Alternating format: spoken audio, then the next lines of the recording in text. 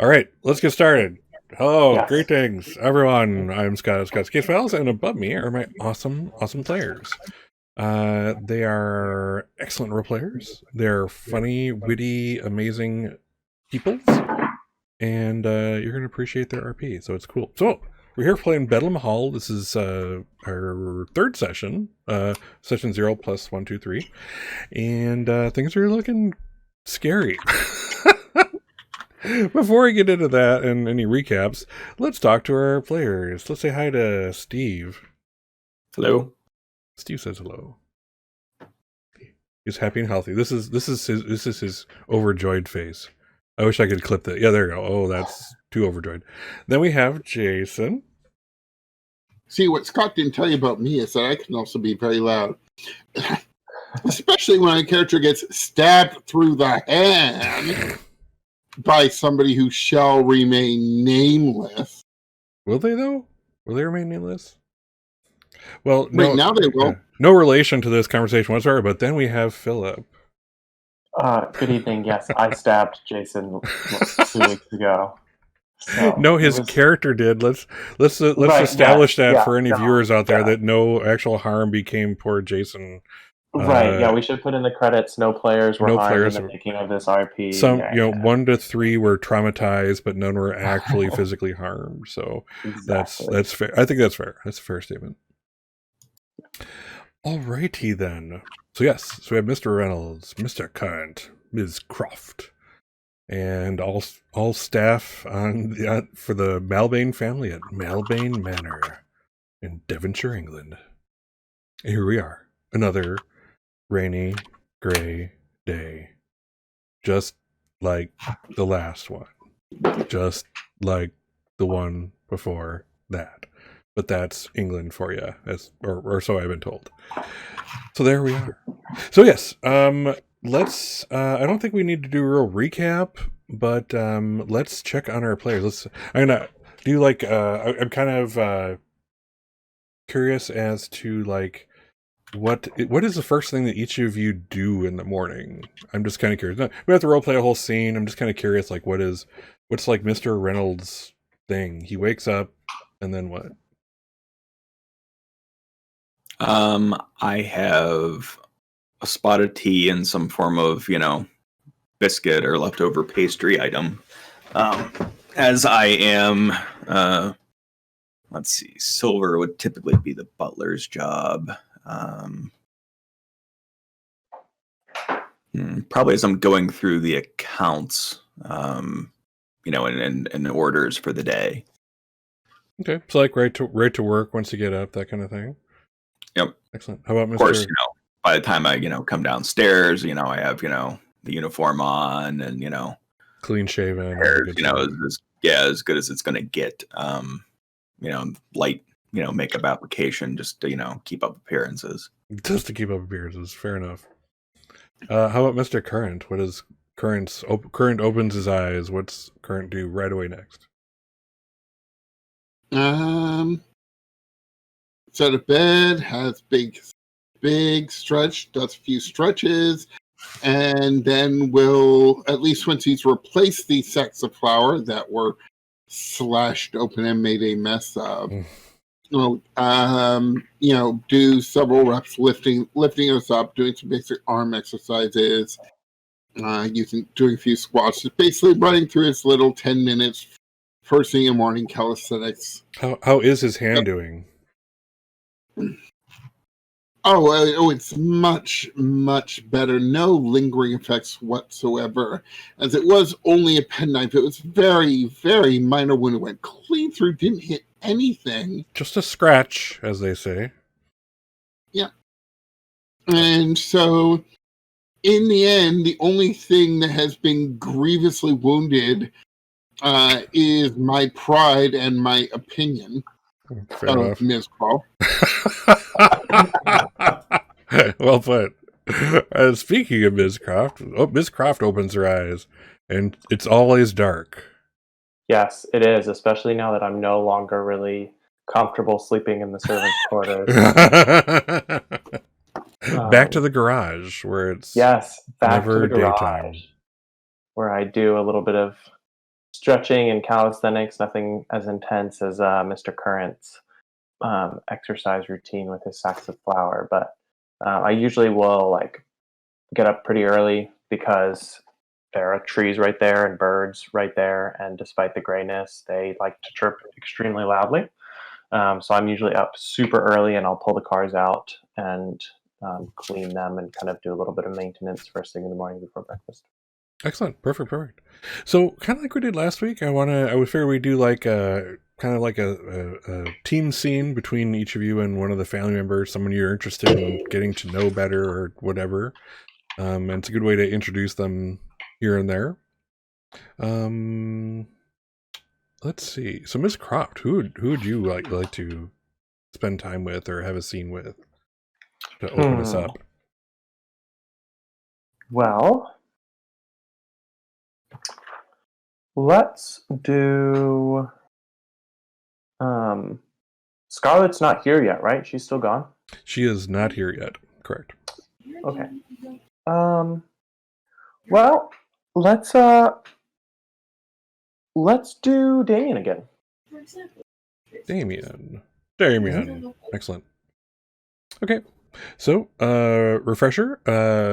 Damien is the second child of Mortimer and Chastity Malbane, Mortimer's original wife, and he is back from the war. We know he's actually has an arm injury caused by a wild animal, caused him to be weak every now and then. He and Ms. Croft have I won't say a relationship going because it's not, but it's he understands that she'll keep quiet. Yes, exactly. He understands she'll keep quiet about his weakness because you don't want to show weakness in front of Daddy. Mm-hmm. So, the chauffeur, I'm going to say you're basically taking him back and forth to the doctor. In this scene, you're coming back from the doctor. You really don't go in to find out what's going on. It's really not your place. You just basically drive down there, maybe pick up a couple things as you're in town, talk to the locals, that kind of thing. And by the time he gets out, it's like 30, 40 minutes later. He always looks a little confuzzled, like he's not completely there. You're pretty sure he's getting some kind of sedative from the doctor. For the appointment specifically. So he's just kind of like, fuzzy and not with it. So as you're driving back, he's sitting in the back, of course, because why would he sit in the front seat next to the driver? Even he doesn't do that. And he seems to be kind of equitable-ish, as much as a rich person in that era of England could be. Yeah, he's like, Ms. Croft, I have a question for you. Anything, sir. If you don't mind. What is that accent? I can't place it. Your English is amazing. Thank you. Thank you very much. I learned at one of the best institutes on the continent. You're bordering on political with that answer. You haven't actually told me where you're from. Yeah, well, the reason, sir, if I can admit something embarrassing, is that a good portion of the accent is German, but I am not. I come from a town in Switzerland where we speak 4 languages, just because that's how the country goes. No harm in that. The war is over. Thank God for that, sir. Quite. I'm glad it's over. It was too much. I saw too much. You've nothing to worry from me, Croft. Even if you were German, I bear no ill will. It was men fighting men. Wars between governments, not officers and gentlemen. After all. Yes, sir. I don't exactly have much of an opinion since I and women folk in general were not involved, of course. But I'm glad to hear that. And let me reassure you, I am not German. I just sound it a little bit. He starts laughing. He laughs a little too much, like it's forced. Like you're trying too hard, and so is he or something. But yeah, he's just kind of chuckling, and it goes on for way too long. And before you know it, he's just kind of like tapping on like the kind of the cushion that's the divider between you and he. Basically that you recline on, and says, "Eyes on the road, Croft. Eyes on the road." And with that, he kind of like gives you the you see in the rear view, he's kind of gives that nod of approval, like you're okay, Croft. Always, sir. Yes, and then he never do I take them off the road. and then he kind of spends the rest of the ride generally quiet. You get the idea again that he's given this sedative or something. It's he seems rather groggy, so it's like it's not uncommon for him on these trips to just literally just fall asleep, just nod off right there, even in the middle of a sentence.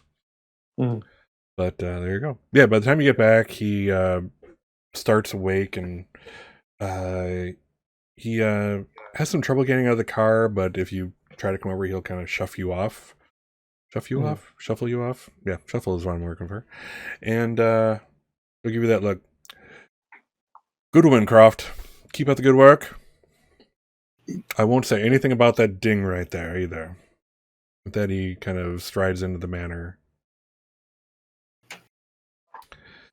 I just kind of watch him go. I will say, Croft, as you're going in and as Damien's approaching the door, you notice there's someone there who's knocking on the door, trying to get in. But we'll get to that. Mr. Current, what family member are you interested in having a quick little scene with? I'm thinking that the person that's interesting me at the moment is actually Peyton. Peyton? The mother of the twins. Ooh. Excellent. And I don't think anyone's actually done a thing with her before. Excellent. Alrighty. Give me just a moment, please. Mm-hmm.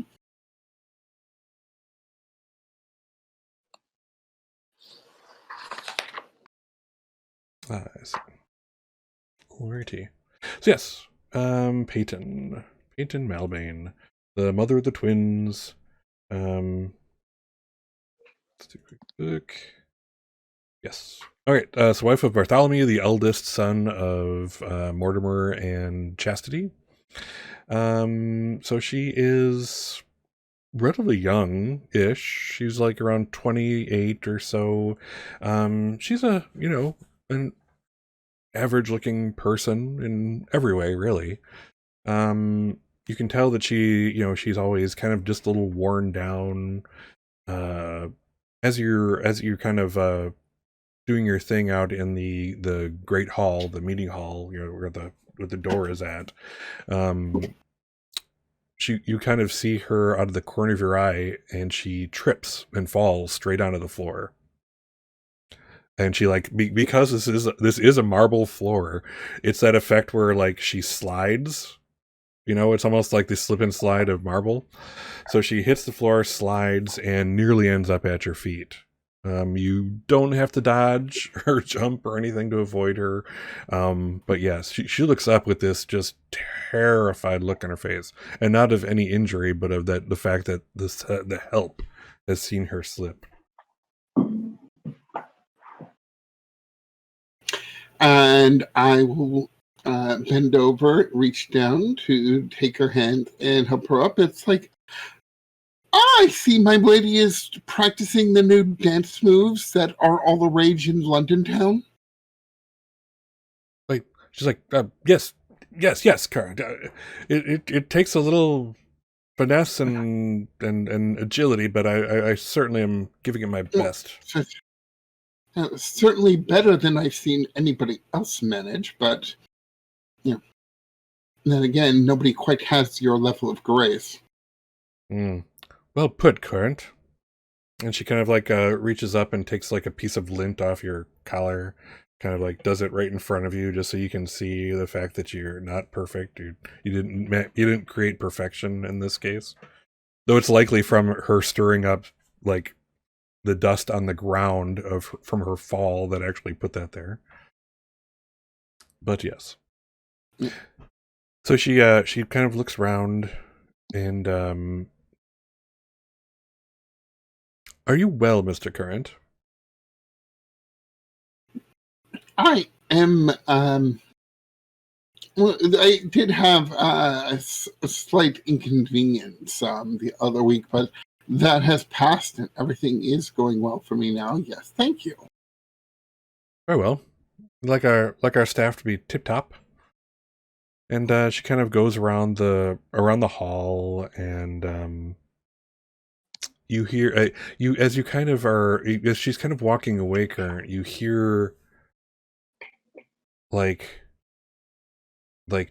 chatter, like it's hard to make out. It's like it seems to be more intense as you get towards the door, but it's like, I don't care.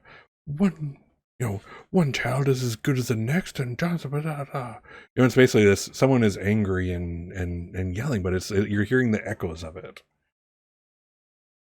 and nothing more. And as you kind of get closer to it, suddenly there is an actual directly pound on the door. What do you do? Going to approach, but keep my distance so that, like, just in case you get like, stabbed.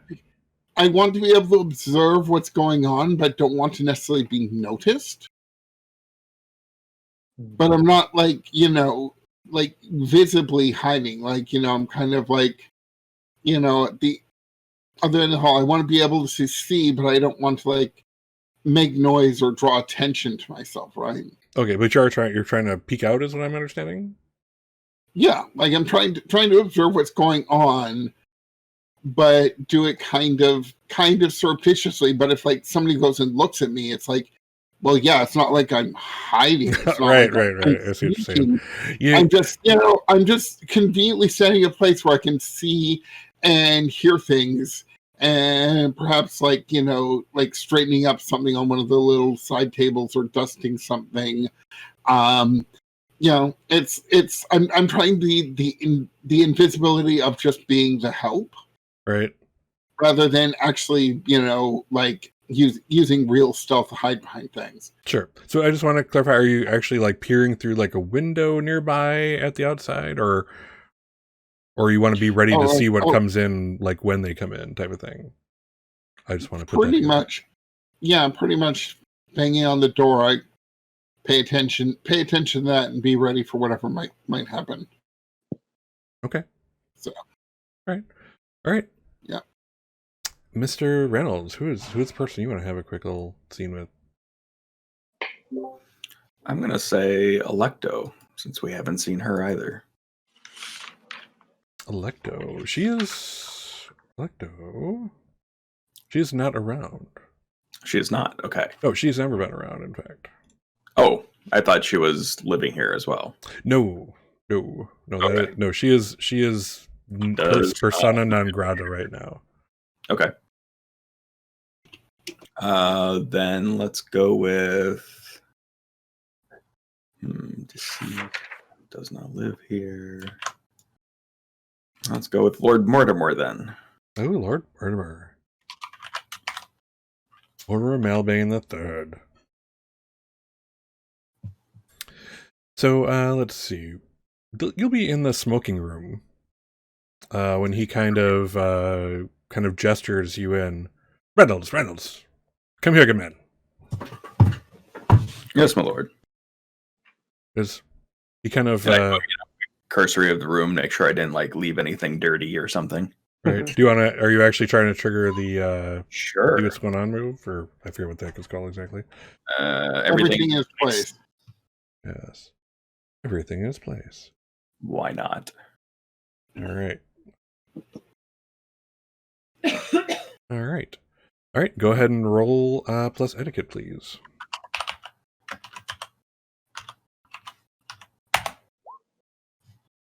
Well, apparently it's not.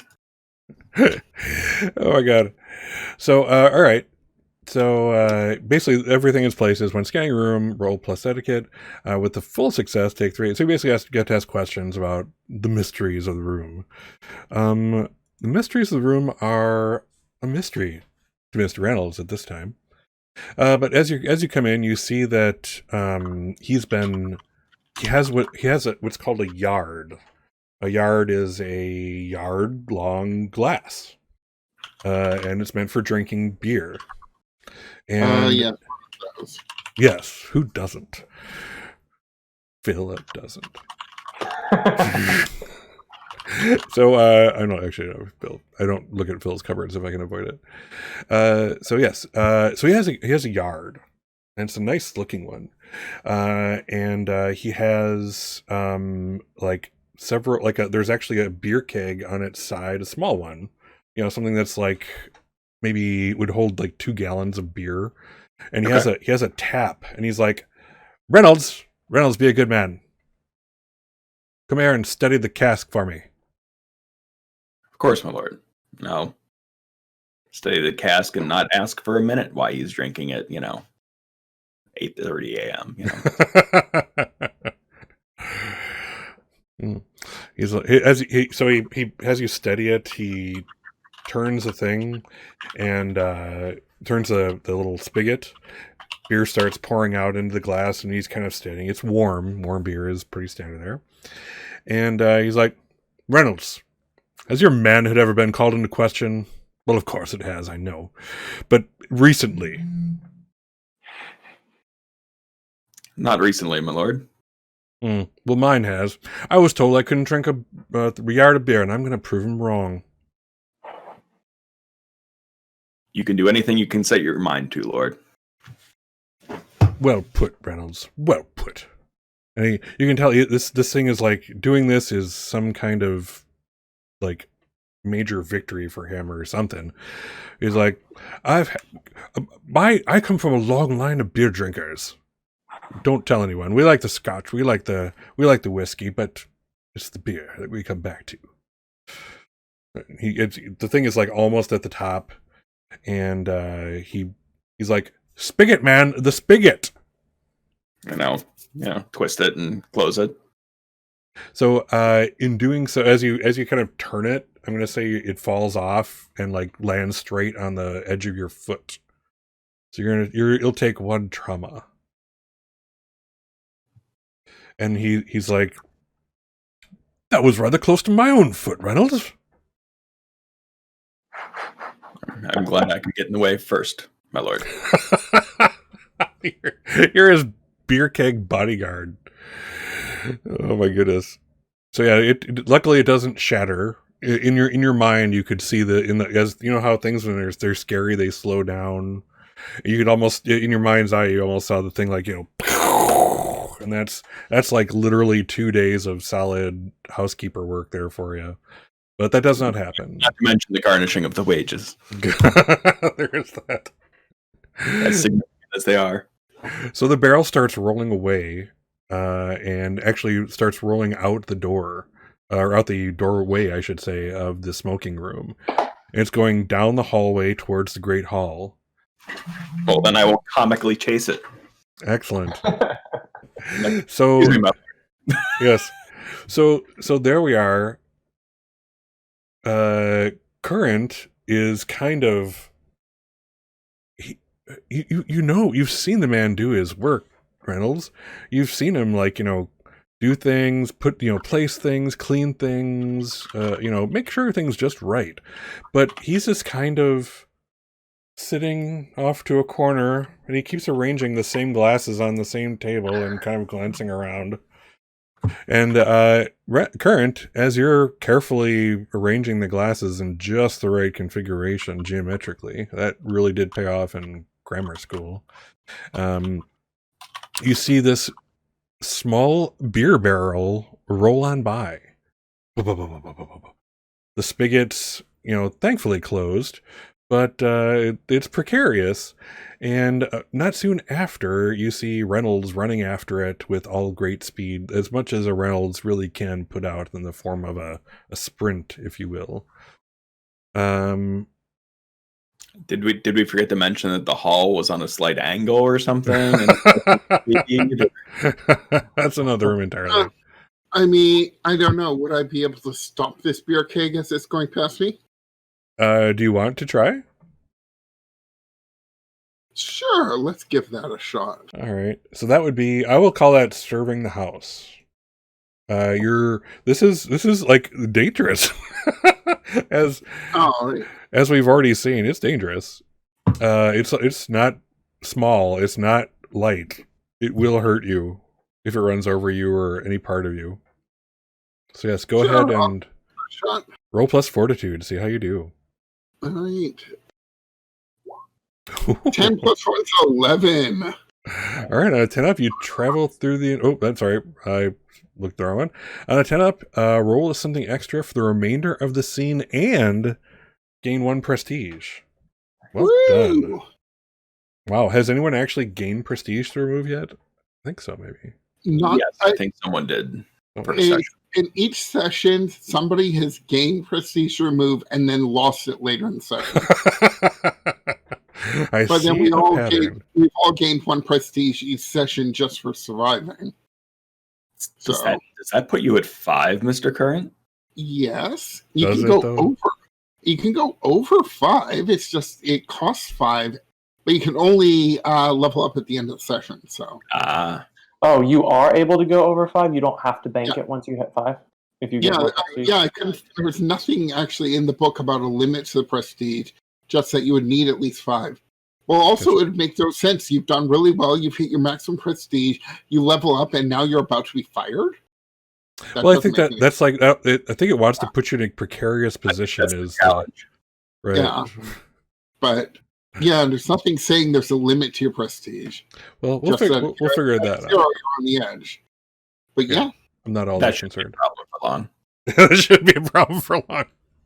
Yes, you are now. Mr. Current has the bullseye. Yeah, I mean, if you lose a prestige, you can't bank it anymore. Oh my goodness. So, on that note, as all this is happening, I'm getting to a stop and thank you for that. Rolled right off my foot and I'm limping just a little bit, rolled right off my foot and right into the hall. Could have been into that. Man. Can nobody in this house do anything properly? You seem to have done a fine job of arranging those glasses for the 3rd time. Was that a knock on the door I had heard? There needs to be a place for everything and everything in its place. Yeah, like aren't you the butler? I understand. At which point I will shove the keg at you, kind of like doing a basketball chest pass, but right from my hands, right against your chest, knock you back a little bit. It's like, you really should take this back where it is. Don't drop it, mind you. I'm not going to rescue you every time. Another loud pounding at the door, as if on cue. I'll let you to your own duties, and I'll take the keg back to see how Lord Mortimer's doing on the yard of beer. I suppose if there's pounding, I should open the door.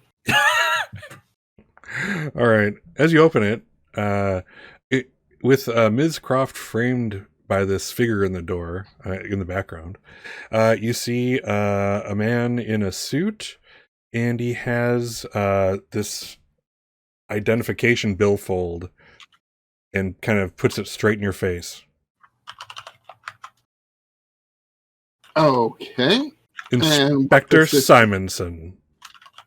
So, Inspector Simonson. It's with what? Are you the lord of this manor? I am not, sir. I am the butler. What business do you have here? I'm gonna. Can I squeeze by? Hey, excuse me, Inspector. I'll go get the Lord right away, and scurry up the hall. He's like, well, easy mistake to make even for one with such deductive abilities as myself. Look well dressed and look refined. Could be a lord somewhere. Seem kind of like nursing his own already bruised ego. He's in his very first sentence into the home. So what brings you to Malbane Manor? And he kind of looks to you, and he gets real, and he suddenly is like real close, like shoo. He's like, murder. Oh my! That it would be truly an. Who was the unfortunate party in this unmentionable event? Well, that is what I'm here to find out, my good man. I am confused. How can there be a murder if you do not know who the victim is? He kind of looks to the ground and looks back up at you, kind of kicks a rock. I was told there was a murder. I've come to investigate. I'm an investigator. Who told you there was a murder? It was the Lord of the Manor. I got a telegram. It's right here. And then he kind of pushes it out and he drops his little identification billfold and picks it back up. Inspector! Have I had a chance to get Lord Mortimer and bring him? Yeah, I'll say if scurrying around fast enough, you probably would run into him. He is literally finishing off that yard that we talked about earlier. That's a yard of beer. I'm not sure if you know how much it is. That's a good amount. That's a good amount. Yes, usually the glasses are very long but thin. But yeah. This is a Englishman's glass, I'll have you know, Jason. But yes. So yes, he's finishing this off. You can like see the last rivulets of beer pour into his mouth as he's kind of like he's twisting it as it goes. And it's gone. If this thing was filled to the brim, there is zero possibility that he is like totally sober right now in any way, fashion, or form. My lord, you had better come quick. There's an inspector here. So this identification inspector has us indicate who they're with. Are they police? Are they a private investigator? Are they actually Hawk from Monster of the Week? They are freaking not. No, so the it basically shows like the local barony, or like the Devonshire would be in. So a regional inspector, if you will. Oh, a regional, not even the local bobbies. No, they don't even. You don't even have an inspector in this town. It's like, it's like the local bobbies, and that's really it. So they always have to call in someone. This is not the first time they've been called in to deal with something strange at the Malbane Manor, but the first time you've had to interact with one of these inspector types. So yes, so everything about their documentation appears correct. So yeah. So Reynolds, are you? I'm sorry, Reynolds, are you hanging around, or are you going somewhere with that keg? I was putting the keg back in the smoking room. All right, yeah. So you'll come upon the same scene that Croft does, entering from a different door. And I just, give him a nod and say, "You're a man of legend, Lord Mortimer." As I put the keg back. He's like, he like gives that kind of, he's starting to do the weave. He's like, "Well put, my good man and woman." He kind of sees Croft over at the edge of the room coming in. Ah, both of you, good English folk. Good English folk. What? Yes, sir. Very, very. And be a good man. Take this Reynolds, and he kind of like puts the yard out to you. Don't attempt this yourself. It'll kill you. I have no doubt. He's like, I come from a long line of beer drinkers. You know, right, Reynolds? I've seen the paintings, yes. Mm. Croft, you're looking rather fetching today. Did you do something different with your hair? Yes, my lord. I ran through the halls to fetch you. Oh, well, do that tomorrow. Do that again. It works for you, is the way they say. What who is here for me now? I have many things to take care of today. Many affairs of the manor, of the family wealth. Oh, Well, there's an inspector here, my lord, with an the police. inspector? Why is the inspector here? He only comes when I- someone gets murdered.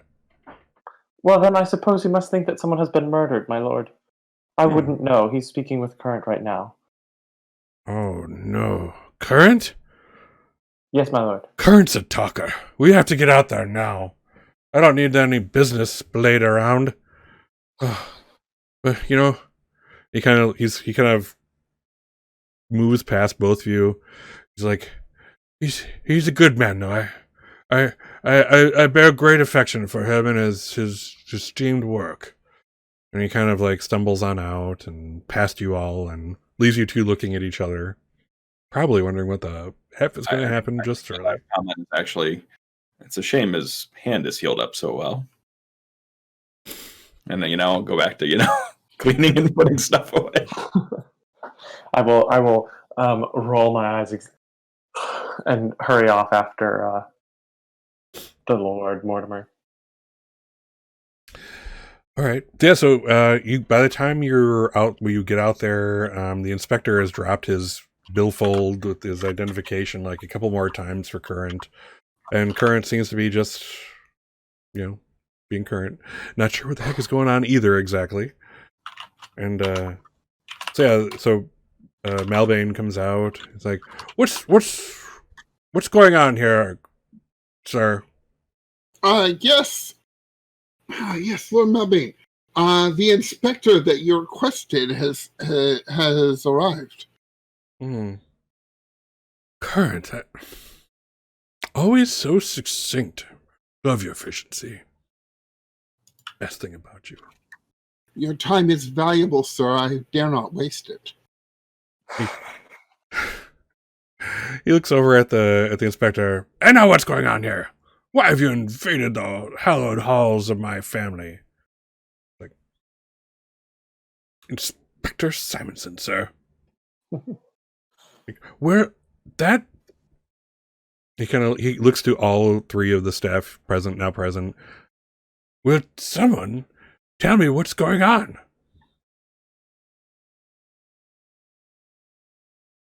Not all at once. The inspector's here. He says he is here to investigate a murder at the request of the Lord of the Manor, sir. Oh, the murder! Yeah, I have a suspicion. Smitherson. He kind of like isn't sure of himself. That's Simonson, sir. Oh, Simonson, yes. So, my son Adam has been missing for some time, and I can only presume murder. If it was a kidnapping, they would have asked for ransom already. Must be plain murder, and you need to do something about it. And the inspector's just completely taken aback. It's like, Current, be a good man. Lead this group of rabble and take care of this. I'll be in the smoking room if the inspector needs to talk further. With that, he kind of toddles off on his own. As a note, Croft Damien decided not to come in when he saw the cop out there and was kind of tottering around your area over by the garage, and now goes straight past where you're at as if nothing's happened into the house, minding his own little business. I'll drop a nice, polite, but rather shallow curtsy. I guess. As he goes Excellent. past. Excellent. So what do? Now you're stuck with an inspector now.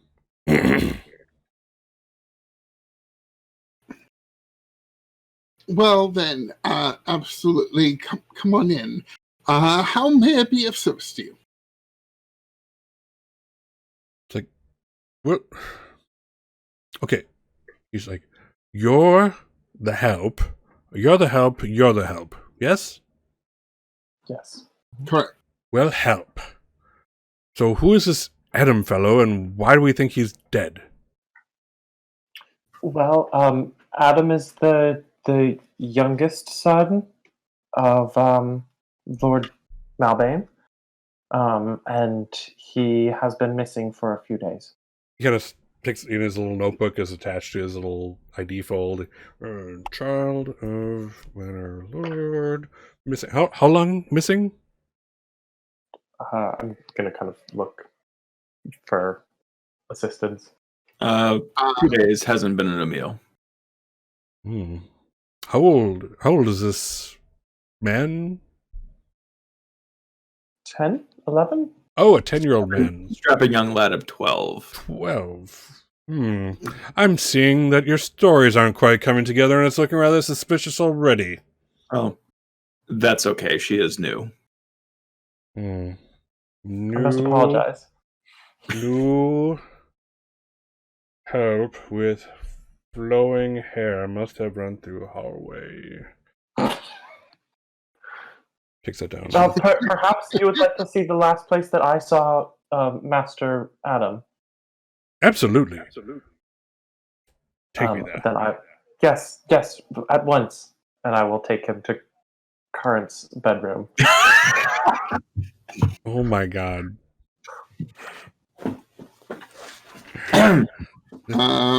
Well, okay. This is Mr. Current's bedroom, Inspector. Oh my god. Let's see. This is if ever there was a good time to direct some staff or something, now is it, Current. I'll give you one chance before we go right in there. Well, I mean, it is the last place anybody saw him, so it's like, I mean, Actually, it was the servants' hall. Yeah, or the servants' hall. oh, just outside my room. It's like, so yeah, I guess try and direct people more towards the hall, and so we're heading downstairs towards the hall, and say, yeah, and then try and get everybody to stop out there, and then take control of the narrative and go, yes, this is the last place he was seen exiting through that doorway. All right, cool. Roll plus etiquette. You're trying to make them follow your directive and ignore All right. anything else. What is my etiquette? Oh, it's only one. Only one. But I do get something extra on this roll from Yes, you do. somebody else. So roll one extra die. Yeah. And a +1. That makes a 9. Does it? So Oh. yeah. Oh, so yeah, +1. So yeah. Oh, I see. So yeah, plus I see. It's just one also. Cool. Yes. So 9. All right. So 9. They follow the directives, but they get to select one of the following. So I suppose technically you're trying to direct both of them at the same time. So pick one. The other two get something. What do you want? How do you two want to make me suffer? I'll take a prestige. That's the best way to make people suffer. Excellent. How about Scott, can you copy the token? Oh, never mind. I can just modify my character. Oh, sure. I can bring them over, I think, too. Yeah, if you can copy the tokens, I can. Yeah, that's fine. That's cool. Oh, okay. We actually have the put them beginning on this character sheets now. Yes. Yeah. Yes, But let me hey, let's see. Nameplate For me, but And nameplate. And nameplate. Perfect. How's that work? That works great. Cool. All right. Well, y'all just keep them there for the time being. Well, then I suppose. I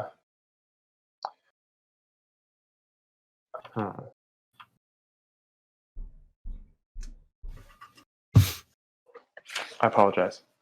No problem. I'm trying to make a split-second decision, but that's not something I'm very good at. You're doing quite well, actually, to be honest. Thank you. I will gain a prestige as well. Okay. Excellent. Excuse me while I check secret messages. Nice. Cool. We'll come back to that. All right. Yeah, so I goes, yes, he was in the hall. I believe he was playing hide and seek, perhaps, with some of the other children. Maybe he's just winning.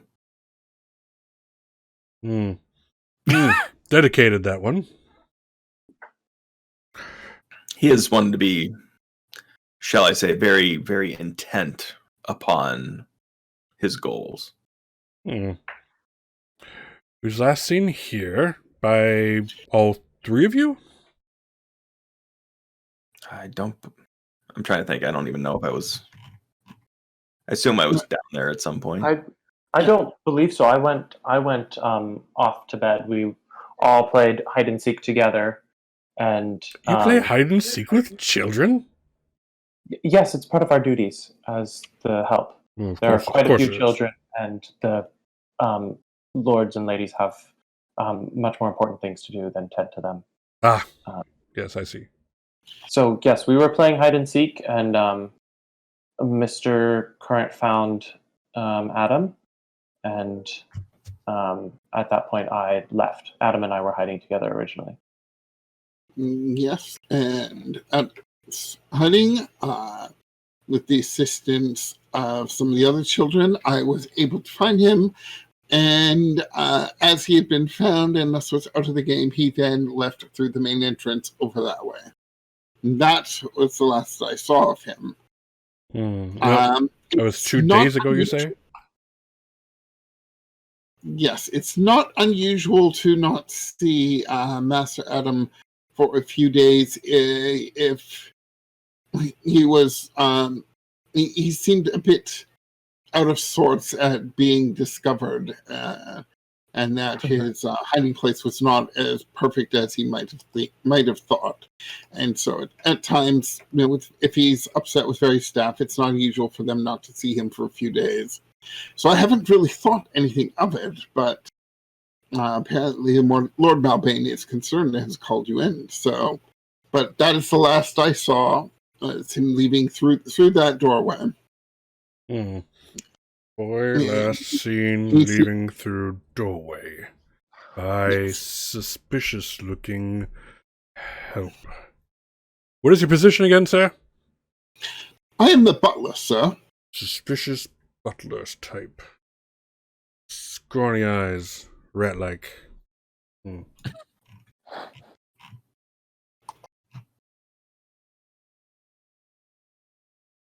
Anyone else? Want to confess? I have nothing to confess other than the fact that I saved one of the other children the day before Adam went missing. Master Adam went missing, and the other child, went out in the middle of a thunderstorm because his cousins told him to. So that's the only other strange thing I have seen. You saved some child. How did you go about doing that? I went out into the storm. Mr. Current came to, and I found him out in the storm, and I brought him back inside. Yes, as long I can verify that this did occur as described. So as he's kind of taking down notes, and you can see he like has like he's making a drawing of the room, and he actually turns around so you can like admire his work. It's totally crap. It's there are Adam himself, a 12-year-old, could have done a better, more accurate sketch of this room. When suddenly there's like a little ding ding ding, little you have these in each room, in order to be summoned, there's like little not knobs, little not latches. Yellow lever. You pull out the lever, it hits the bell for the specific person, and all three of your bells are indicating the smoking room. Forgive us, Inspector. Duty calls. We are Might coming. just looking in the main hall. Well, who's contacting you? What does that ringing mean? It's quite suspicious. In the smoking room, I would guess it would be Lord Mortimer. Perhaps not feeling well after his manly pursuits. Oh, well, let's not get detailed into the lives of men here, sir. What's your name again? Mr. Reynolds. Reynolds. Meek-looking men. Pale beyond porcelain. Need sun. Period. Quite complimentary, but we can hear you. Forgive us. Where are we going now? We're going to the smoking room, yes? And I will leave to my duties. Well, Inspector, you should probably stay here and investigate all of this area so that you can be certain that we are not at all involved. I think that might put your mind to rest. And we will go tend to Lord Mortimer and then come back as soon as our duties allow us. I don't think a pretty face will convince me to neglect my duties. I have more to speak with the more of the manor. Walk on. Inspector. No, indeed, I understand, and I was not at all trying to imply that you would be swayed by me, but just clearly you're a man of reason, and clearly you make wise and excellent decisions, and so I was simply suggesting what it seemed evident was a wise and clever decision. So now you're obviously triggering guide their direction, since the detective is not staff, or he's actually family. Go ahead and roll plus persuasion and see how you do. Okay, I don't think I have any persuasion, but yep. Okay, cool. 6 + 2. That is a 7. All right. So on a 7 to 9, they consider your suggestion, but will follow it only under certain conditions as selected by the master of the house. Let's see here.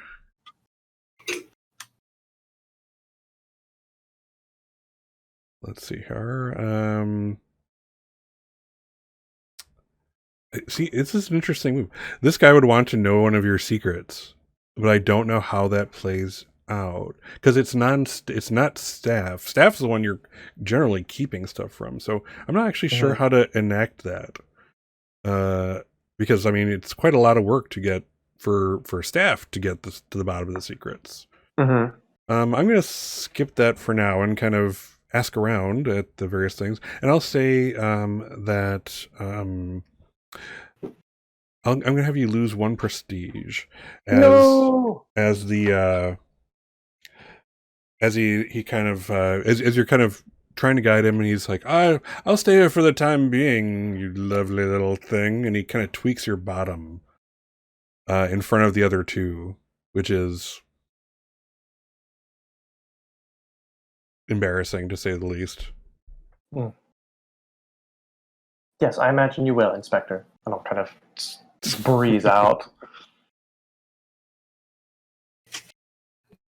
I think comment on the way. I'm like, the nerve of that man. Yes, indeed. How dare he? I think we lead him to an incorrect conclusion as quickly as possible so that he can get out of our lives. Truly hope Lord Mortimer has not gotten sick. So you so you guys get to the room, to the smoking room all at the same time. You walk in, you want to get there, the bell rung, you had to sit there for at least a minute talking to the guy. Your time's wasting and you need to be quick. So you kind of rush in, and there is Lord Mortimer wielding around a freaking blunderbuss. Like, murder's about, don't you know? Surely not here, my lord. Ah. As I cock his, gun again. I can't imagine Reynolds actually ducking the barrel of the thing as he swirls around. It's like, sir, if you pass it to me, I'd be able to very effectively protect you from any such threat. I'll have you know I was on the trap shooting club at Oxford. Courage, a good man, but this is a blunderbuss. This is black powder, man. It's liable to blow your face off as it is to kill an enemy. And there's a murder about. I wouldn't want it to blow your face off, sir. I'm made of stronger stuff. That you are. My lord, I must say, if it is not out of my place, I feel very uneasy with this inspector. I know that you indicated that you were not aware that an inspector was coming, and it seems suspicious that he would show up and try to take advantage of the family. The audacity! Go ahead and guide their direction. Let's try again. And it's unfortunate. There's no way I can actually help somebody's roll because. Well, still good-ish. I would like to get my prestige back, but at least he will head in the direction I want him to. Sure. Like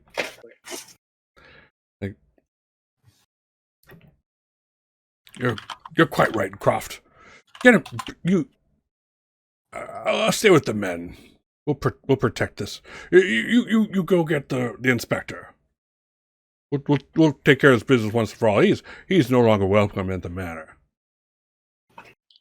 Okay. Yeah. Yes, my lord. I will go get the inspector by myself. That's your miss. Okay. All right. And I will stay here with you, sir, to preserve your person and health. Absolutely. Surely, if there is a murder about, I would not hesitate to put myself in the way of an assassin's bullet. Oh, well said, Current. Should I summon anyone else, your lordship, to witness your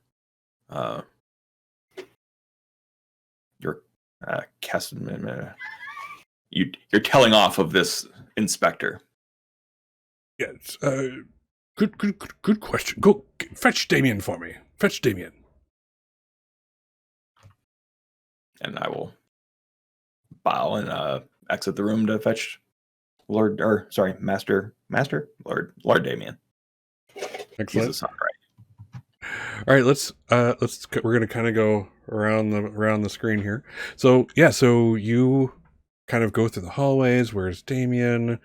Reynolds, you're kind of looking here and you're looking there. You're like just about to pass the conservatory because Damien doesn't play instruments, and suddenly you hear this, and he's just this laughter is just uncontrollable and mad, and it's definitely his voice. So I think I'll call ahead to, give him time to comport himself, and I'll be like, Lord Damien. All right, Lord Damien. Yep, Lord Malbane, to see you. He's like, You can hear the sound gets louder as you can just hear like his head's turning towards you, even though you can't see it yet. With the laughter stuff, it's just loud and scary. So go ahead and ignore the strange. Roll plus composure for me, please. You had that all loaded up. Good job. A 6. Oh my goodness. So yes. So as you kind of step in, Damien's on you. Like he's actually like grasps the collars of your coat, and he's like just like literally like this close to you as he's holding your thing, and it is terrifying beyond belief. You think that he might bite you. In fact, he makes some kind of like like the things right at your face. I'm trying to struggle away without laying a hand upon his person.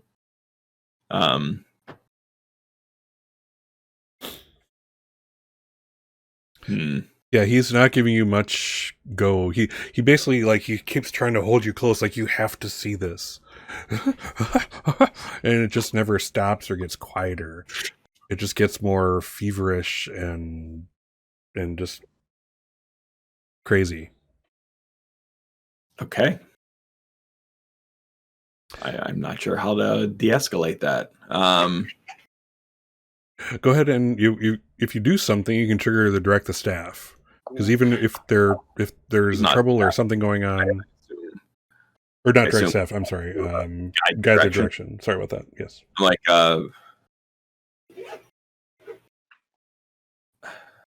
sir, let me give you a refreshment. You seem to be out of sorts.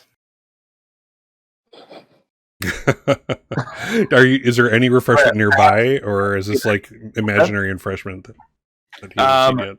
I say perhaps a fine yard of beer would do you well.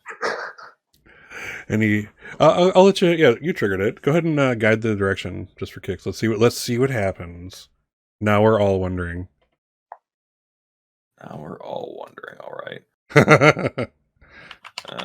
Persuasion. Yes, I'm sorry. Yes, we'll press persuasion. I am. My composure and everything makes me very persuasive to everyone, apparently. Holy bajolies! Wow. All right, they follow your lead. Gain 1 prestige. Who saw that coming, right? Certainly not I.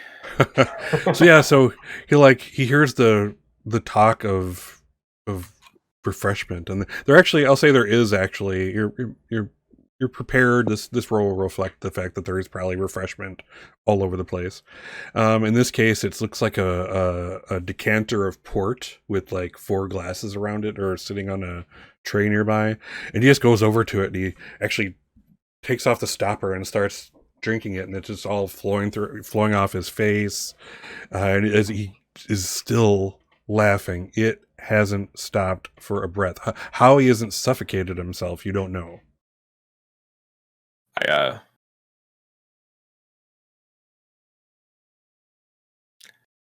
guess I want to look around the room and see if there's a trigger for this, because I mean we do know there's instrument issues here. That's been known. Gotcha. So you want to? What else would be in the room that would have disturbed him? So okay. So you want to do everything in its place? Sounds like that. Yes, I do. All right. Roll plus etiquette. Let's see if you're equally as lucky.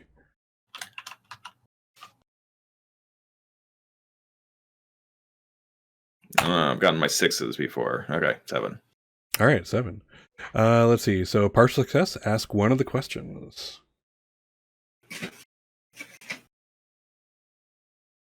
Has something been added or removed? Oh, interesting.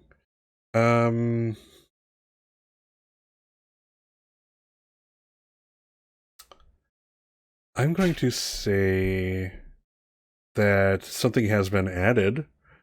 Over in a corner of the room, you see, without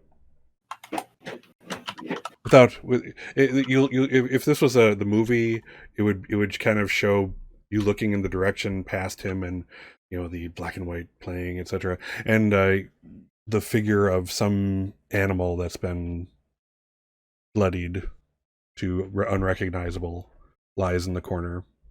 We don't see that though. That's off camera. Oh, I don't see it either. You do all see right. you see it. I'm saying for the viewers. For the The viewers, size look. of this animal is. What's that? May I ask how big is this animal, or was? Like woodchuck size? Okay.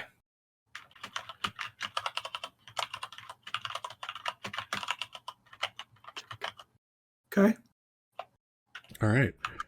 Also unusual, but okay. Yeah. All right. So we'll leave you there for now. Mr. Current. Remind me what are you doing? You're still hanging out with Malbane, yes? Mortimer. Yes.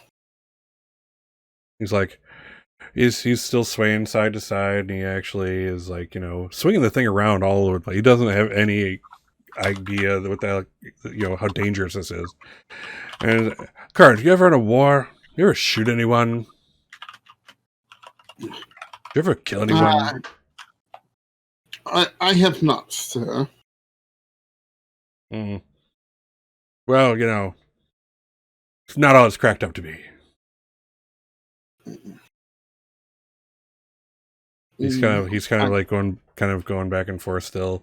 The beer is now fully hitting him. Before we were like at 2/3. Now we're at 1. We're at the full yard of effect here. You're like, Current, you are indispensable. You are irreplaceable. I don't think this house could stick together without you in it. Starting to get a little misty. You aren't leaving, are you? He's like, he puts the gun strangely in your direction. He says, you wouldn't leave the family, would you? No, my dedication to the Malbane line is absolute. Go ahead and good to me. Go ahead and ignore the strange. You literally have a deadly weapon pointed at your belly. There is no question that you will die if it goes off. Well, so roll plus composure. Fortunately, my composure is bad, but I have a stiff upper lip. So my composure is actually my fortitude. Oh, nice. +1. Which makes 7. Barely. Nice. All right. 7 to 9, you're distracted, meaning your actions are somewhat compromised and less successful. So I'll keep heaping praise upon him for being wise and perspicacious, and thank you so much for this, while continually just slowly inching my way to the side to try and get out of the line of fire. And I know it's going to probably keep swinging back towards me, so I'll just kind of keep moving, and I'm concentrating on essentially circling the room and not having a gun pointed at me. Yeah, you're slow but fancy footwork.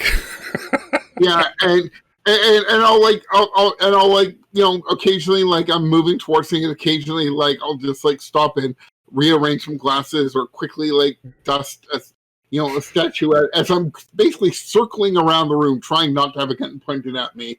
This is definitely very distracting. Yeah, absolutely. You basically came as close to Malbane saying I love you, man, as you ever will in your entire existence.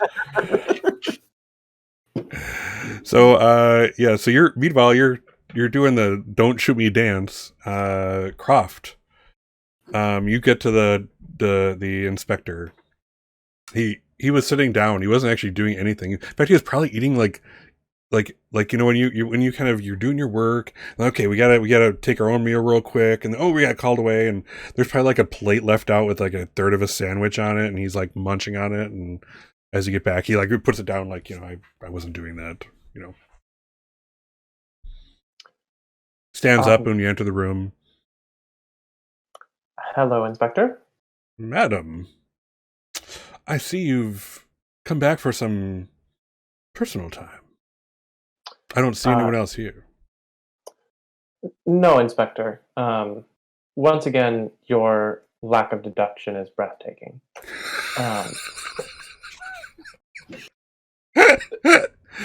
Lord Malbane has requested your presence. Oh, of course. But first, perhaps you need some help investigating, since it seems you have forgotten how to do it. This is a sandwich that is not yours. These were the staff's quarters that you had the perfect opportunity to look through while we were not here. And now this is when we leave, and you've lost your opportunity because Lord Malbane has asked you to come. He seems like just totally taken aback. Like, you might as well have punched him straight in the nose for the effect it's given him. Like, well, very well. Lead on, please. Are you an umbrella? Because that's an impressive amount of shade.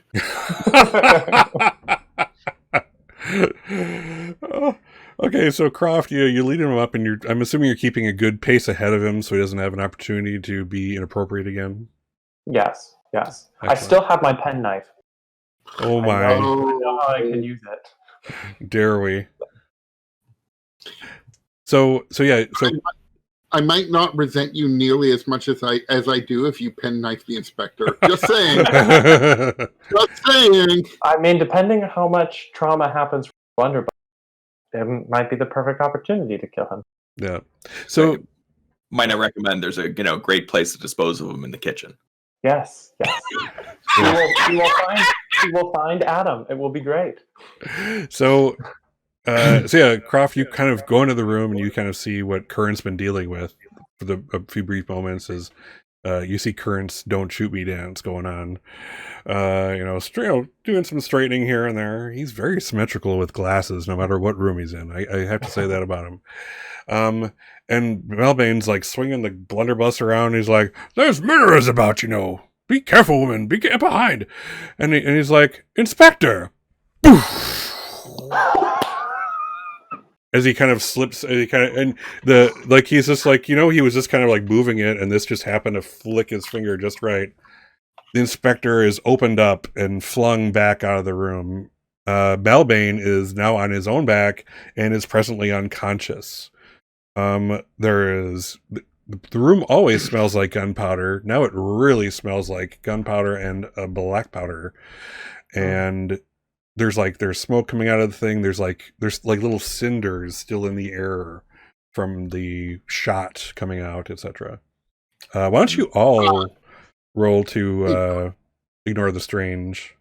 I mean, to be fair, I wasn't in the room, but yes, no, I'm sorry, no. Yeah, actually, that's true. Gunfire in the house is still strange. Yeah, I'm going to say, yeah, you're completely right. So the two of you, not Steve, roll to ignore the strange. Oh, I'm unsuccessful. And I got a 7 to 9 again. So I'm just kind of like,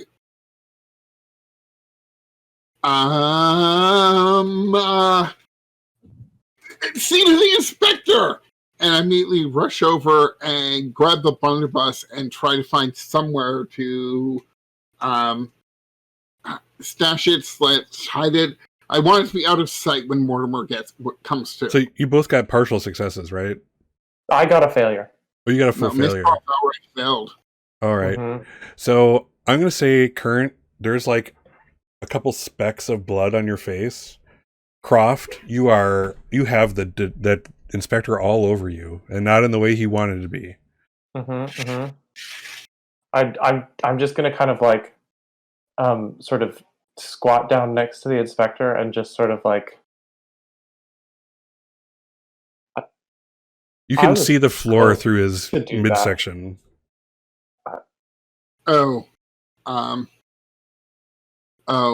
And yes, Mr. Reynolds, you do hear the resounding thundering boom. I think I come, like sliding around the corner on the marble, and just like come to a halt.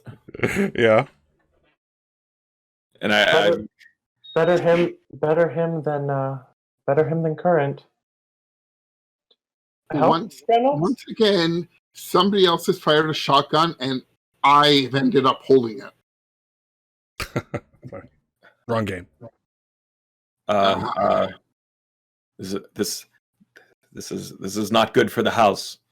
No, Jesus. Mr. Reynolds gets the understatement award for the session. I'll get the mop. I'll get And the I mop. turn and I'm like, find something to wrap the body, to Curran. I'm like, find something to wrap the body in. No need. I'm the chauffeur, and I'll kind of pick up the body and sort of scoot down the hall.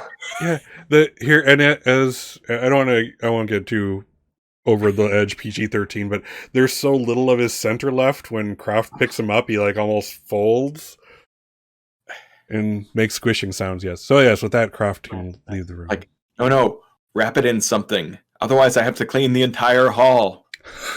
And I'm trying to direct you. Okay. He's not worried about the murder. It's like, oh my god, I don't have these kind of cleaning products. Oh, I'm concerned about the murder, but you know how long it's going to take to clean this up? Ugh. I roll something extra with direct the staff, I think. Oh, are you? It depends on if they're resisting. Direct the staff is like they don't want to do what you want to do. Yeah, no, I would rather just move the body quickly. I don't care about the cleanliness of the house. Okay, so yes, then you can. If that's the case, you can direct them. Or do it cleanly. Worst roll ever. Direct the staff. 7-9. So that's a 6. That is Nice. a 6. Oh, that's a 6. Oh, wow. All right. Well, then. I will say, let's see here. So Reynolds. Do they squabble? Ooh, do they squabble? Do I get one of the 7 to 9 benefits still? Let's see. So it's a total failure. So you won't be. I'm going to say you're not in the equation at all. Alas. Yes. You couldn't have rolled one more? Reynolds, I will say you will lose 1 prestige, as it's become obvious to the other staff members that you can be pushed around a little. Because Croft is going down the hallway. Like the sight of volumes of blood pouring onto the floor. Maybe that's a weak spot. I'll just call back. If they don't know where the blood came from, it's not suspicious. All right, Current, what are you doing? After finding somewhere to stash the blunderbuss, again, I'm not trying to As a note, there are weapons on the wall all over the place in this room and other places in the house. So having a blunderbuss literally in the room is not strange or suspicious. Yeah, mostly I was just trying to put it out of sight for Mortimer when he comes to, so he doesn't immediately try and grab it and load it again. And otherwise, I'm going to pick up Mortimer by his shoulders and get him into one of these chairs and at least try to arrange him so it looks like, given that he just had a yard of ale, it looks like he essentially passed out drunk. And because this room normally smells like gunpowder, a little extra probably won't attract too much attention. At that point, I'm going to try and get him into a chair, at least vaguely comfortable, get the blunderbuss, off the floor at least. I mean, if there's somewhere to hang it on. Actually, yeah, he probably got it off the wall, so there's probably hooks to hang it there. Sure. And probably a horn filled with black powder, old black powder, but still viable black powder, like hanging right next to it. Okay, yeah, the horn is definitely going to get stashed somewhere, not as easily found, even if it's just like under one of the chairs. Sure. Just so it's not blatantly obvious next to it, because I'm kind of convinced Mortimer's just going to pick it up, reload it, and shoot somebody else. I'm not too concerned about, just keeping it out of sight, out of mind, right? Sure. That's a good strategy. I'm trying to hide things from Mortimer, not from other police. Okay. So it's mostly just trying to contain the family. And so blunderbuss out of the way, powder horn out of the way, Mortimer in a chair, and then looking around in a slight panic, and yeah, the only thing I have left to do at this point is I'm gonna have to also basically acquire myself a mop and bucket, whatever, and because this seems to be the only rational thing to do at this point is nope, time to clean up because nobody can see this, especially nobody else in the family. Yes. So and that. Speaking of which, Current. So Current, you're out. You're getting your mop. Croft, you are making great time. You know, as a chauffeur, you're all about the speed, and you're doing the same thing that Brennels and everyone else does in the marble. You do that little slide on the corner. You kind of bank into it, and as you do that, you're face to face with Alexander and Alexandrina. Croft, what you doing? I had to go into town to get the meat, and it's a bit more wet than I expected it to be, so I'm taking it quickly to the kitchen. Well, they kind of split up and like they surround you. You know, like one's on one side, one's on the other. And did you actually wrap this up, or is this literally like a corpse over your shoulder? No, it's literally just a corpse. Folded. It's folded. It's under my arm, like a carrying case or something. Oh my god! Alexandrina kind of looks to it, looks at you, and they look at each other. And Croft, I think you've been taken. That's not beef. That's a man. Did you pay for that? Did you pay Malbane money? It wasn't Malbane money. It was mine for the sausages. Oh my god! The cook said they'd make us sausages, and I thought that it was discount. Oh. Okay. Oh, good one. It's like, oh well. Carry on then, Croft. Thank you, Master and Miss. It's leaking. Do be a good woman. Clean up after yourself. I will. Thank you for the reminder. I so appreciate it. All right. So, as I'm kind of going away, by the way, have either of you seen Adam, Master Adam? No, not since 2 days ago. Okay, thank you. I'll go a couple more steps and then. No, I don't know about punished, but You don't know about punished. Was the last time that you saw him with Mr. Current as well? I don't know. It's not our business to keep track of such things. The comings and goings of the staff. Oh, of course not. Of course not.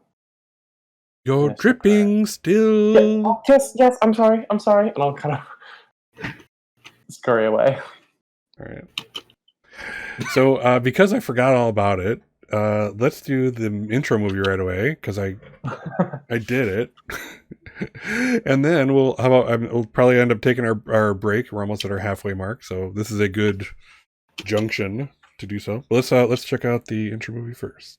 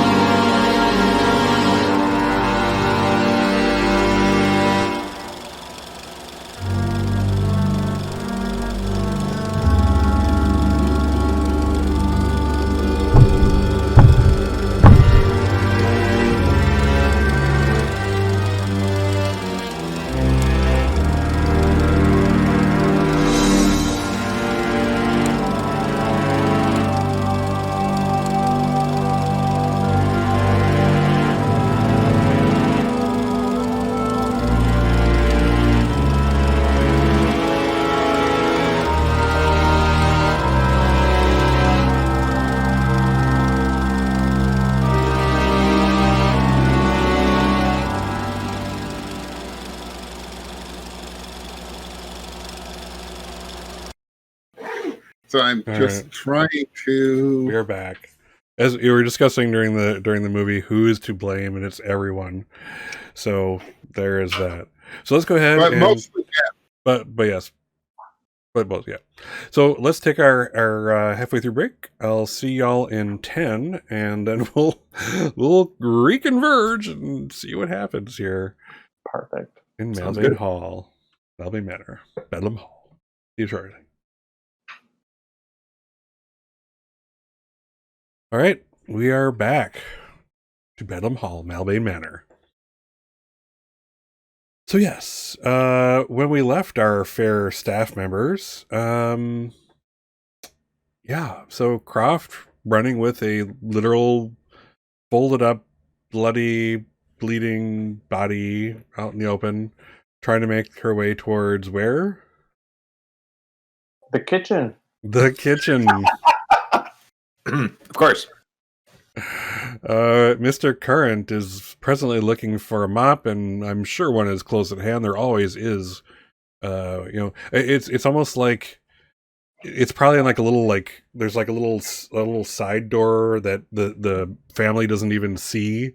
Like they're blind. They have zero cares about cleaning stuff, so they don't even notice the little side cubby that opens up, and there's a mop and bucket in there. But yes, you're able to find one quite easily. Reynolds, what is your mission here? What are you doing? I think I've gotten the rags that are used to clean up the, we'll say, more aggressive spills before you can properly mop them.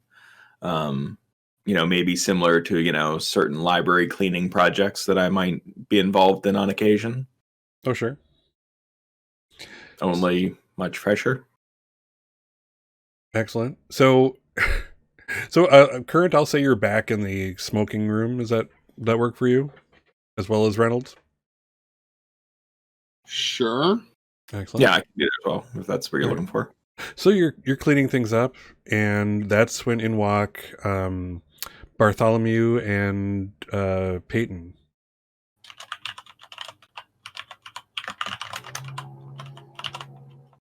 Oh, fun. Bartholomew, like they both like stop, like they walk into the room, and you can just tell it's like not sure what to make of this yet.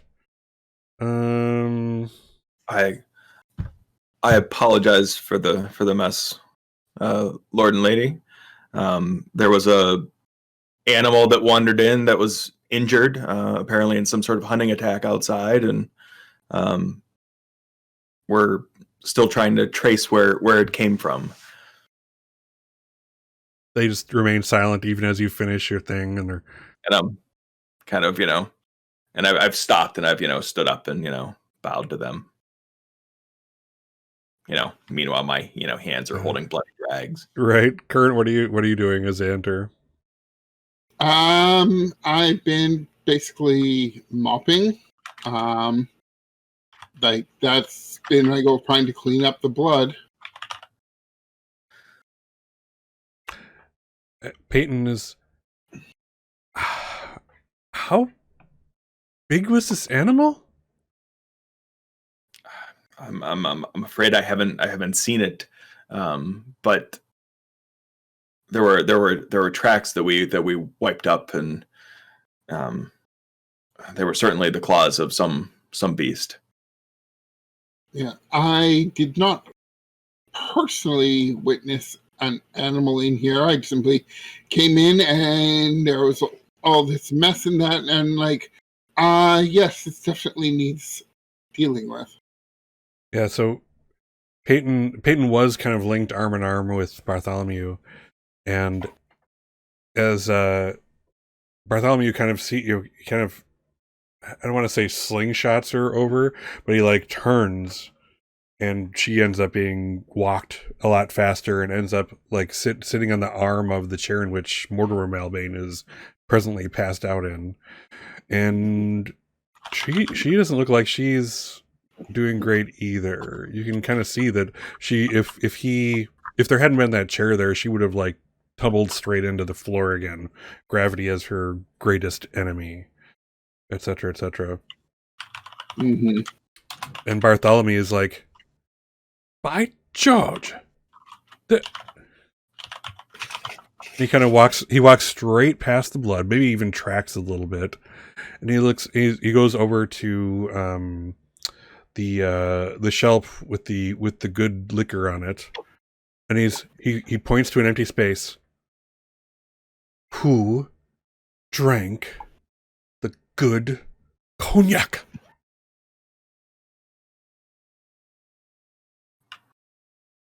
Oh, Mind you, his father is unconscious in a chair with no explanation. His wife is flopped. Yes, I'll stand back up and I say, I look to Lord Malbane. I'm like, I don't mean to imply anything, Lord Bartholomew, but I did notice that Lord Mortimer seems to perhaps have had a little bit too much to drink this morning. Egads, the man's almost 90. What did he drink? A thimble of wine? By George, man! I cannot say. I do know that I took out a couple glasses just recently, and they appear to have been used. Not bloody likely. We pay you. Don't we pay you a good wage? Current. What's your wage at? What are we paying you? Is it a living man's wage? For a man such as yourself, of low stature.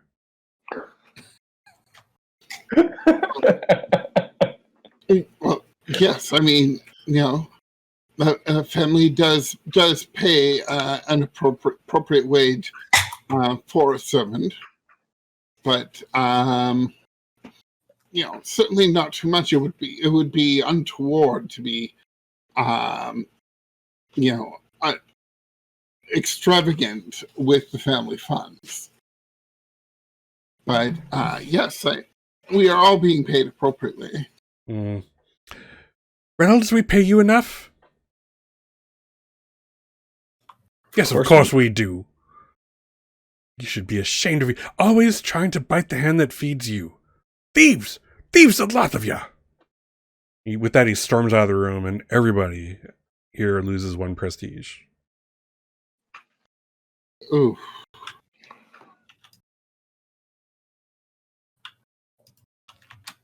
Peyton is still there. She's kind of flopped down.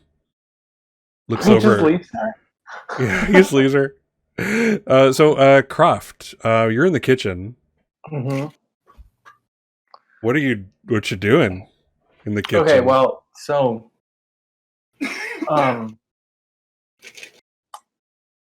so this dumbwaiter, is it something that could be operated from inside? No, it is not. Okay. Gotcha. This is not that kind of horror movie. Totally different one. But, well, not totally, but similar. It is horror. Well,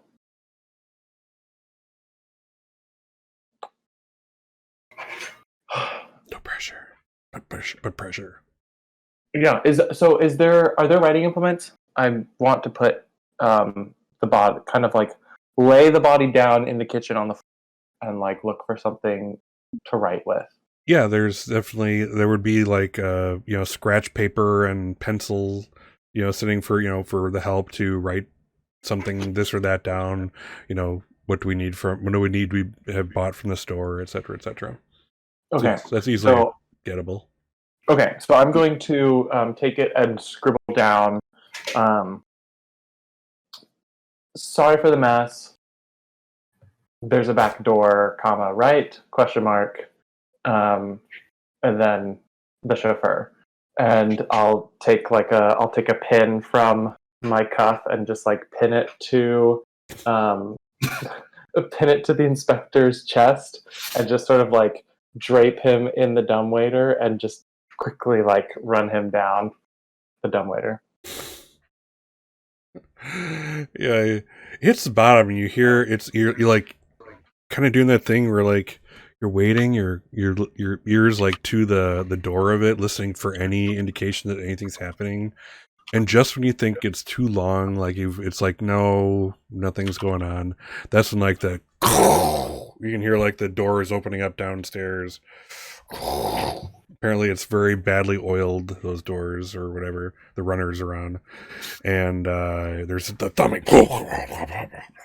thumping side to side. You can actually feel like the jarring of it in the wall as you're just kind of sitting there trying to listen to it, and then the doors equally loudly close, and then nothing, and literally all is deathly silent, apropos as it may be. Well, I'll pull the dumbwaiter back up.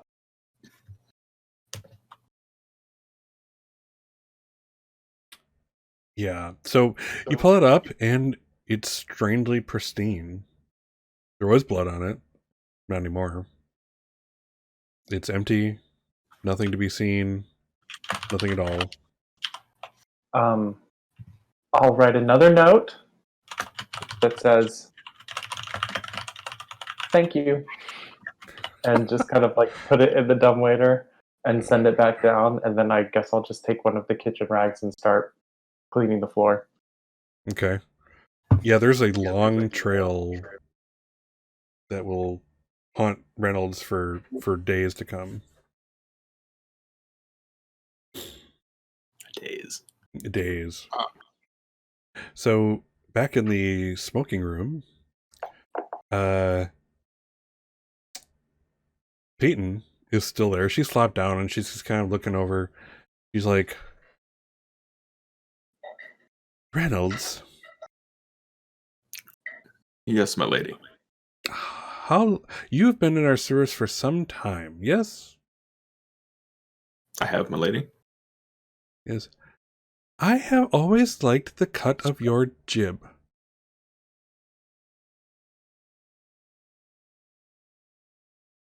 Thank you, my lady.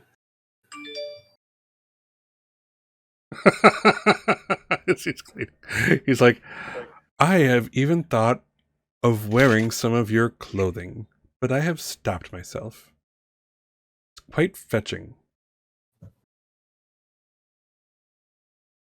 Surely it is beneath someone of your fine taste. Well, yes, but I've been kind of raised to do as I wish. And not much gets in the way, I must admit. Don't you, father-in-law? And she kind of looks down at Malbane, and she's like tapping his face. Like, you make sure your children and all of the relatives get what they want.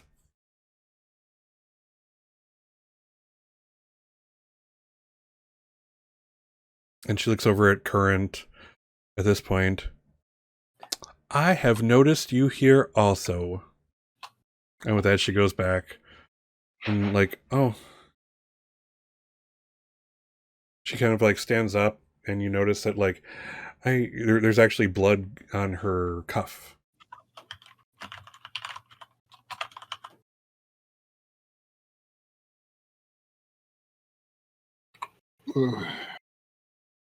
This is so messy. Is it from him? from the chair? It's kind of hard to say. Yeah, Reynolds, you're close enough to kind of get a good angle. If you look, you'll see that one of her pins from her wrist is firmly embedded in it. I see. And she kind of he's like, Reynolds, you're a fetching man. I don't like you. And she's doing it to her, and then that's when she notices she's kind of pointing at you. She's doing that thing that she notices the pin in her arm. It's like, it has to be like an inch deep. Something, not a huge pin, but yeah, this is like an inch into her arm. Like, would you be so kind as to remove this metal protrusion from my flesh? Of course, my lady. May I help you to Isn't it supposed to hurt? Yes, my lady. It doesn't. And I think is there a room like off the side of the hall, like the one that Miss Croft and that gentleman were cavorting in. Oh, the lavatory, yes. Yes. Like perhaps let me escort you to the lavatory so I can help you wash that correctly. Oh, well, thank you again. I think I will go with. And she's just kind of very pliant at this point. I'll help her up if she appears to need help. Yes, she definitely does. Okay. I'm assuming you guide her like around where Current is presently feverishly mopping. Yeah, I do my best to guide her so that she doesn't walk through the blood trail. Current. As the two leave, do you have any parting shots, as it were, or are you just kind of about your business at this point?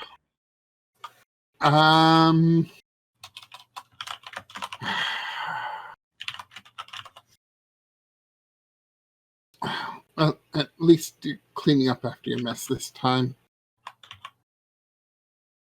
Yes. So time passes a little bit, at least. You're left alone here for I would say a good 15 minutes as the others are doing their thing, and that's when you hear the laughter. Current, you hear it, the crazy, uncontrollable laughter. It's getting closer and closer and closer, and then it stops. And it seems to stop for just a few seconds, and then it starts up again. And starts up again and stops. And suddenly, as you're kind of looking in the direction, I'm assuming,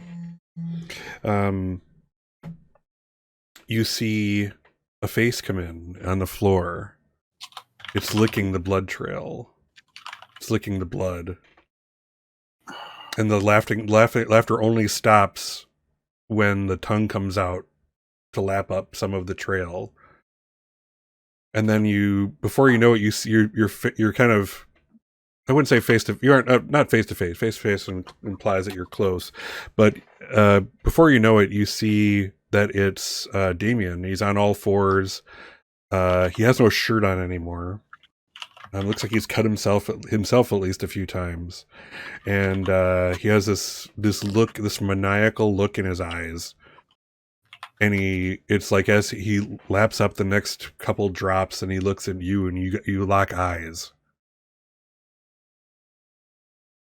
So, oh dear. Yes, I'm going to ask you to ignore the strange. If ever there was a roll, this would now be it. This definitely is a bit strange. Yes. Roll plus composure, please. +1 on this. 7. A 7. Wow, I seem to be getting a lot of 7s for Ignore the Strange lately. All right, you're distracted, meaning your actions are somewhat compromised and less successful. I'll say that you're as you're kind of like doing your thing, you're kind of like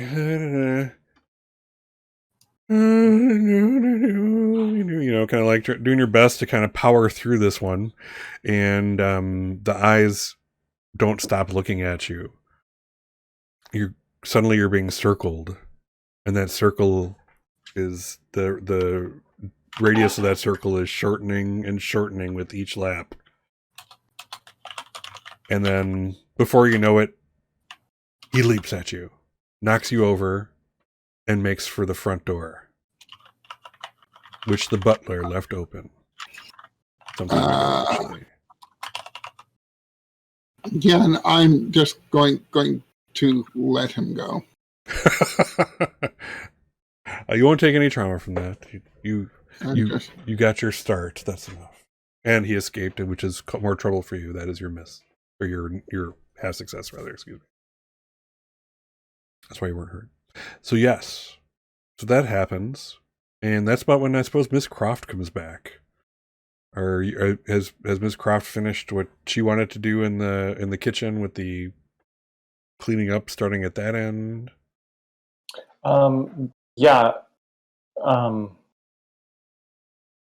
I pretty much was just trying to clean up the floor in the kitchen and clean myself off a little bit so that I'm not just totally covered in blood. Although I don't think that I'll really get it out of quite a while. Yeah, there are pieces in your hair. Oh, oh no! Ugh, Yeah. Hope you didn't like the hairbrush you have, because it's a one and done after this. gross. At least I know how to style it again. Apparently, lots of people like when I run through the hall. Um, Nice. I'm just gonna kind of come in and remark, just sort of like as I'm just. I don't think I like the chef, actually. Do you ever get the feeling that there's something wrong with the chef? I just get that feeling. I try not to think about it much. Out of sight, out of mind. Do you know what happened to Adam?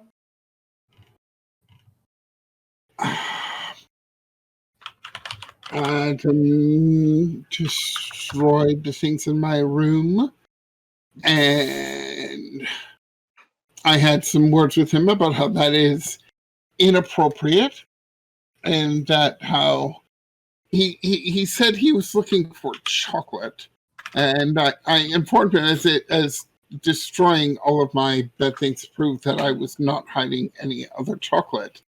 When he indicated that he was very angry and wanted me to provide him with chocolate, and then he went on his way, and I have not seen him since. And I don't know, it's not like I have any access to chocolate. I don't have any chocolate either. Does the If housekeeper? if anyone would have access to chocolate, it would be Miss Croft going into town for food and other supplies if they sell any there.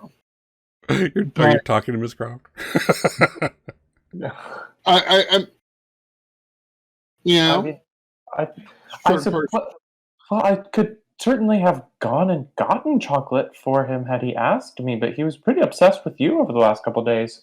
I mean, before these last days.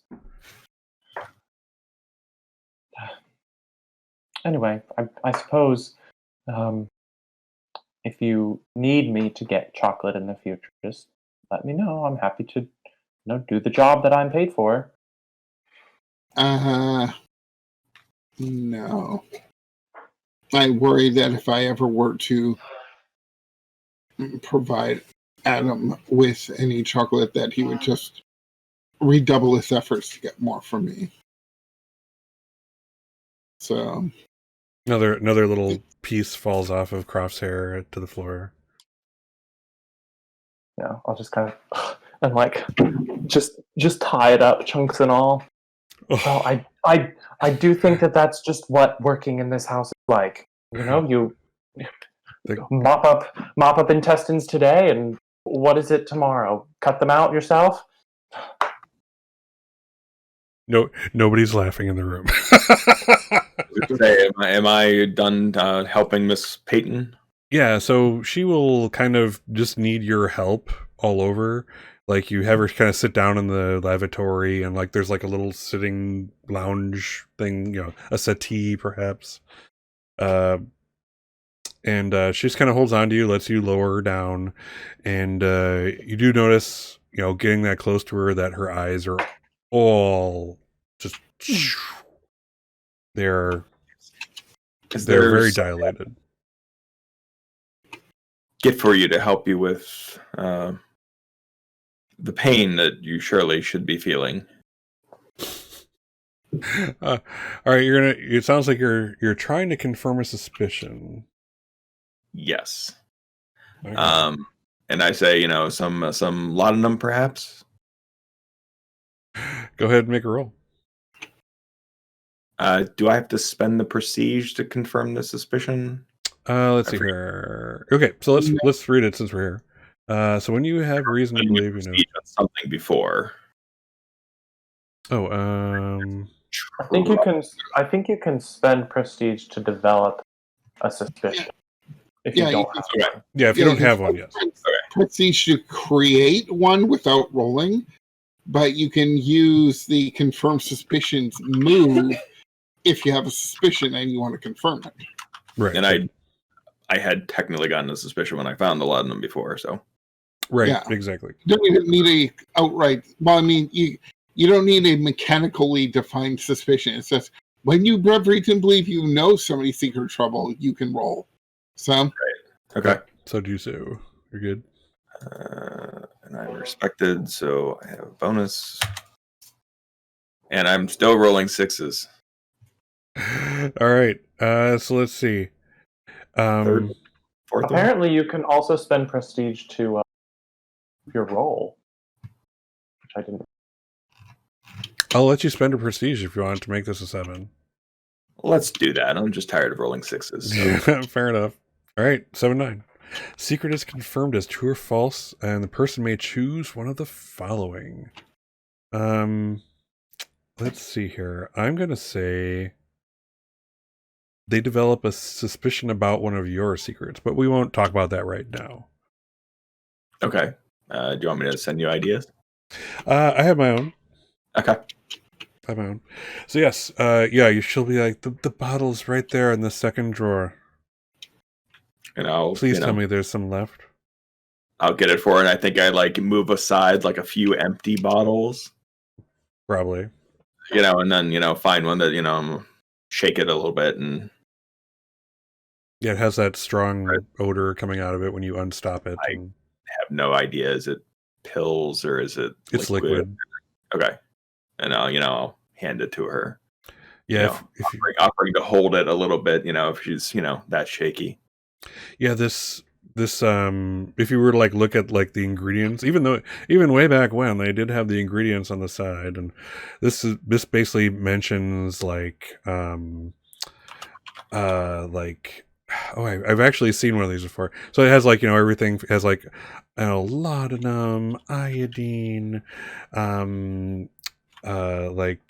basically lists of marijuana style ingredient, etc., etc. It's all the good stuff packed into one little bottle. And yes, she takes it from you greedily, and she's probably gone through a great deal today.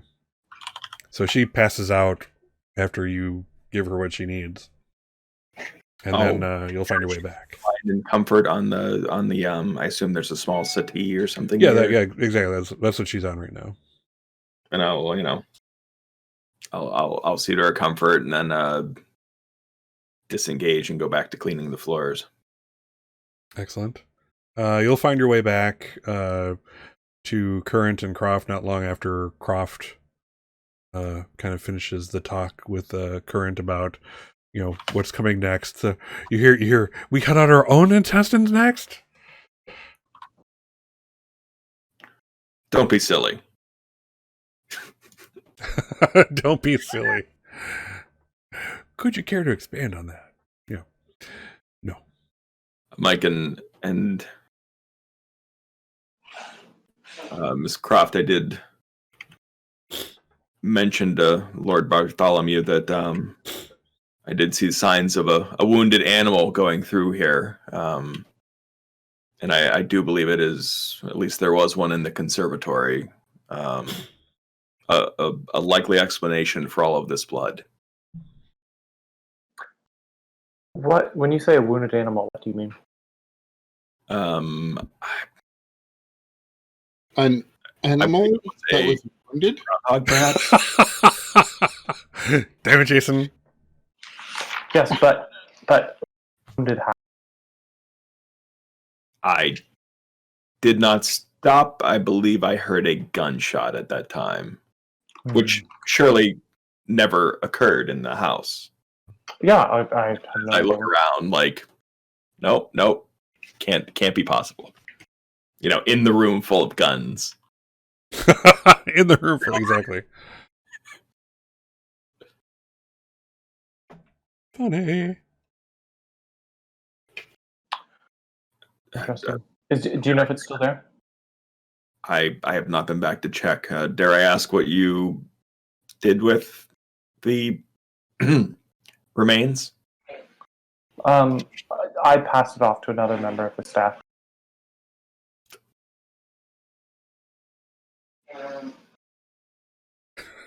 I see. God. So wrong. Right. So it's that time, Reynolds, you hear, it's like in the distance is that same laugh that you heard before, but now it's distant and outside. It's so loud and so maniacal that it's echoing even in here.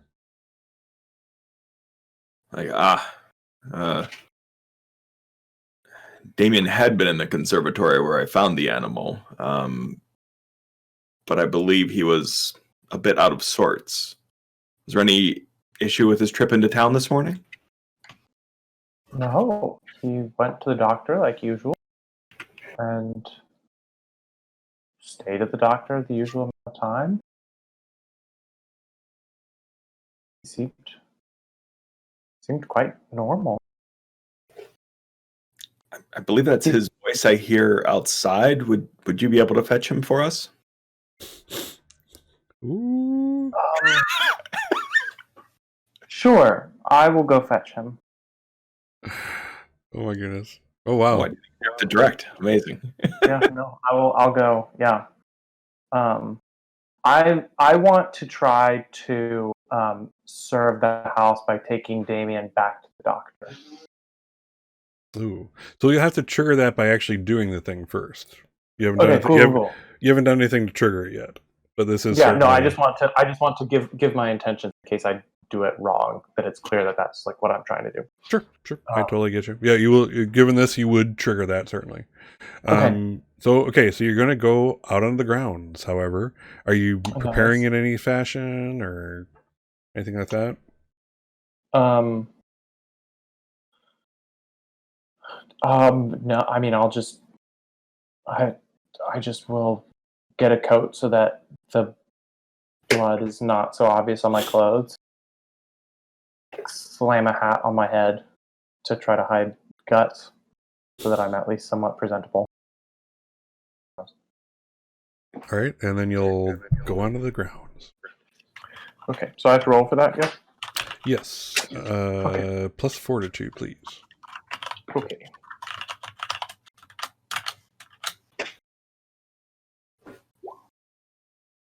Okay, Oh, wow. so that's an 8. This is like your best thing ever. Mm-hmm. Yeah. I still got an 8, so not fantastic, but... I see, because it's you roll with rolled. something when you do that. I got you. Mm-hmm. Yeah. All right, yeah, so 8. All right, so on a 9, Master House chooses 1. Uniform is moneyed, requiring a launder. Well, that'd be kind of redundant, wouldn't it? Fallen trip, gaining 1 trauma. You're slowed down by your careful steps, or someone from the house sees you. So, okay, so let's go with this. You kind of go trudging out. The laughter never stops. So it's not hard to kind of get the general direction, but then, like, as you get into kind of the wooded area of the ground, it's overcast, and it's not getting dark. It's still generally early in the day ish. But because it's overcast, it's just everything's darkened, and when you get into the woodland area, it's even more with the tree canopy. So you can get the general direction, but getting like the exact spot is hard because things are echoing. It's hard to first see coming from over there, and you kind of do your thing. You're kind of looking around. You're trudging as best you can. And suddenly the laughter stops. And then boom! From behind you, you're jammed onto basically from behind, you're slammed into and jammed on the ground. And the maniacal face of Damien Malbane comes into yours and kind of snaps at you. And as you basically reflexively try to push him off, he's going to bite onto your arm. And you'll take 1 trauma from that. Okay. Oh yeah, that's fun. So now, what are you going to do? He may be wanting more. He looks like he's hungry. Really hungry. Famished. And you're such a big morsel. Lord Damien, this is not appropriate behavior for a lord with a member of the staff, particularly not one of my gender. Are you going to continue on that? I mean, that is the extent of what I will say. All right. I'll call that guiding the direction. You're trying to appeal to his, sane nature. So go ahead and roll plus persuasion. Yes. Okay. It's not working. What'd you get? Is it a 6? A 6. All right. Do you want to spend a prestige? I'll let you do that.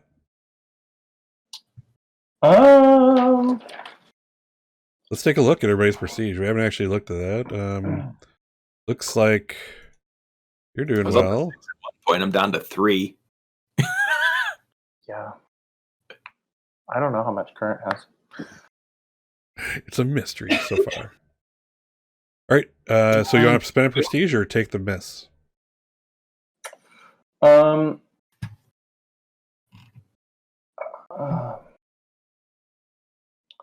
I will take the miss.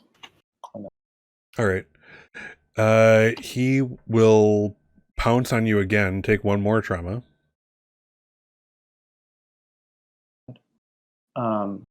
And then he's basically gonna scurry off, like kind of not like further away from the manor, but kind of tangentially, But he scurries off, and now he's not even his pants are torn, his shoes are long gone. It's his bare feet on the mud right now as he goes. He goes on all 4s, hands and feet.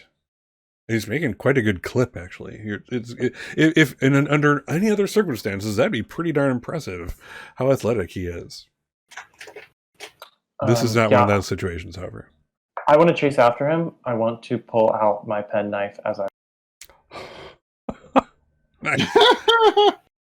You and that penknife. All right. Yeah, so I'll say you're able to keep up with him. You have this trusty Vorpal penknife brandished, and you kind of close the distance, and he stops laughing for long enough to sniff the air and turns around and sees you and starts like advancing it again very slowly. Master Damien, it's time laughing to go starts to the again. doctor. It's time to go to the doctor. There are people out here who are not friendly to the house, and I don't want them to see you in this state. We can just go into town, perfectly all right. I'll get the car started. It will be. I'll get you some beef from the butcher. All right, go ahead and try to guide the direction again. Good luck this time. Thanks. No whammies.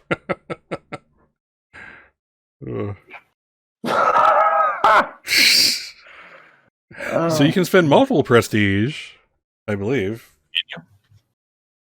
I think you're right. Yeah, I think I can spend up to 3, maybe. I think that sounds right. That's another rules thing I'll have to look at. Yeah. But there you go. Do you want to take the miss?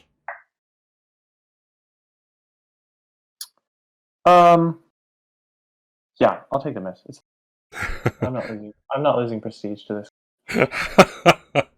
So this time you won't cause yourself trauma. As he pounces on you, you're going to cut him in the chest with your trusty penknife. You've now drawn the blood of a Malbane. He doesn't seem in a position to remember that. Probably not. But Does we he don't run away? Does he get off? Yeah, he runs. Yelp, yelp, yelps it and just starts running, and that's when you hear another. And off to the side, you basically see like he's moving, and then you see like a spray of something, and suddenly he just and he kind of falls on his side, and then just kind of gets tired and loses consciousness. And you see standing a ways away with a double-barreled shotgun is the gardener. He's this craggled old Scottish guy. He looks like he's bathes irregularly, if at all. He's his clothes are never dry, it seems. And yeah, he kind of looks at you and he's, Nasser, hey, boy, yeah, just pick him up. There you go. And he kind of gets into position, and he's like, rock salt every time, rock salt. He kind of picks up the man's arms, and like, move it. He's like pointing to his bare feet. Okay. And he picks up the arms, and now he's flopped. So if you don't pick it up, he's going to start walking he's dragging. I'll pick him up. All right. You see some new wounds, and you do see like the fragments of rock salt in there. So he definitely took a shock to the system. But yeah, the doctor, when you get him there, will be definitely picking this out first and cleansing those things before he does the other stuff. And a strange wound on his chest, which nobody knows where he got. Probably from like a branch or something. A sharp branch was kind of when he was running. I mean, obviously. Thorns. Absolutely. Thorns. That's absolutely right. All right, I'm going to have you do one more. Go ahead and serve the house. Yes, you've taken the initiative to improve the functions of the house beyond your regular duties. I can say this is true. Let's see if you get rewarded or not, or if you roll a 5. Knowing my luck. Ah! Oh, gosh. Oh, funny. Well, I'm not going to spend 3 prestige in order to gain 1 prestige. Right. So yeah, you'll get to. I'm going to say that when you get to the, like, whether Croft realizes it or not, she's the face of the staff in the city, in the village. So like when you drive out there and you pull up in front of the doctor's office where you just left this morning with the same guy who's now in the back seat, bleeding, covered in mud, not wearing a shirt, torn pants, and you kind of have to guide him out. You're going to basically get a little bit of a questionable reputation. Like, what in the hell? Like you're now kind of like a trouble nexus as far as the people of the town are concerned. And that's saying something, considering that the Malbane Manor is right down the street, so to speak. So yes. Nice. So it's nighttime by the time Croft gets back, and I'm assuming Reynolds and Current have by now cleaned everything up to at least well enough that like the untrained eyes of the Malbanes wouldn't notice. This is you guys are the perfectionist cleaners. They just kind of live. Yeah, in it. I think I would, maybe forget the light, a lamp in the hallway or something, or not trim it properly so it's still a little bit dim. Right. I wouldn't miss those. I wouldn't miss those. I actually have the move that gives me something extra when rolling everything in its place. Oh, nice. So is this something you want to do, or? Well, that's more about investigating. Yeah. You're not, unless you're specifically looking around, you're not triggering it. So. Yeah, but no, I'm not going miss those details. Oh, sure. Yeah. Again, I'm considering the two of you have better trained eyes, as Mr. Reynolds is trying to conceal the fact that you can't do the deep cleaning that is required until the family is gone or asleep or whatever. So I had a bit of time with Miss Croft, so why don't you two let's talk. Would you accompany me to the conservatory?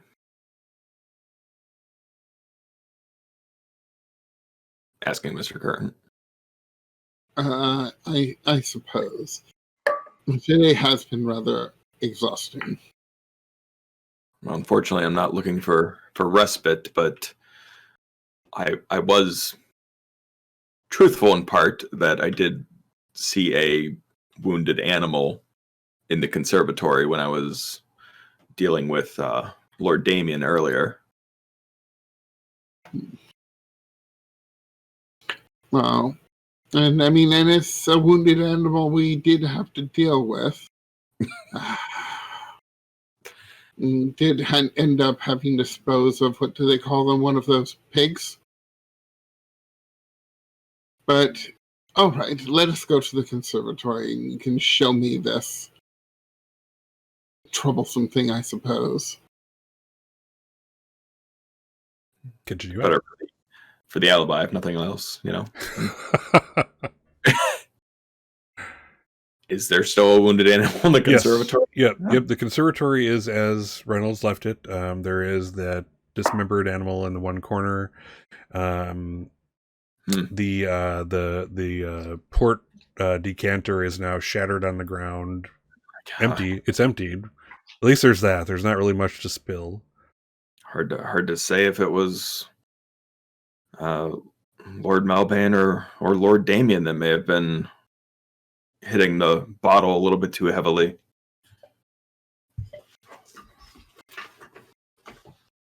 Yeah. Like, I don't know what would have inflicted such horrible wounds on this beast. You know, I sort of like kick it with my shoe a little bit. Jeez. Yeah, it's like groundhog, wouldn't you say? Oh, absolutely. Yeah, Kearns is trying to keep their composure, etc., etc. I'm not going to call this what do you call it? Strange. Yeah, ignore the strange. This is a dead animal in a house. It happens.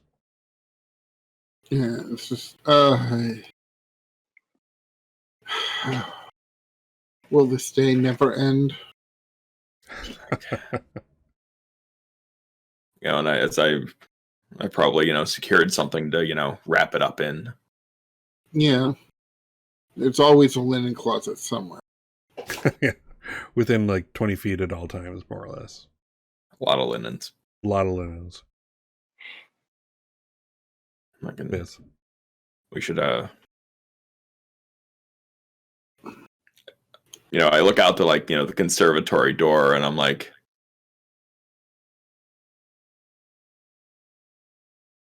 we should dispose of this somewhere else. Indeed. One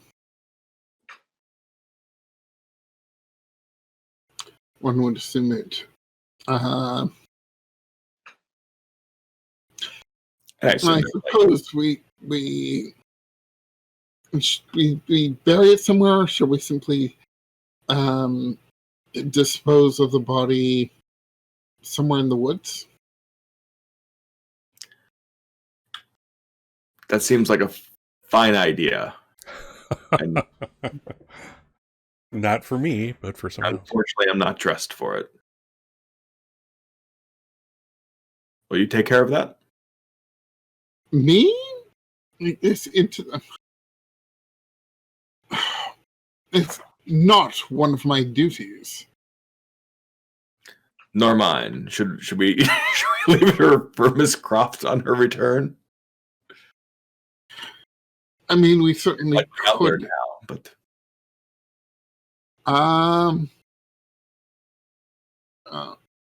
You both hear You know what? you both hear children singing a song, like like one of those kids songs. I don't know. I actually don't know any kid songs, but one of those kid songs that they sing. The little rhyming song, and it's definitely Alexander and Alexandrina. They're somewhere nearby, so Oh they may dear. encounter you Now, soon. you definitely should take this out and dispose of it promptly. Well, yes, I do want to direct the staff. Does the staff want to resist and require direction? Yes, I want to resist. I believe I'm not a fan of the great outdoors.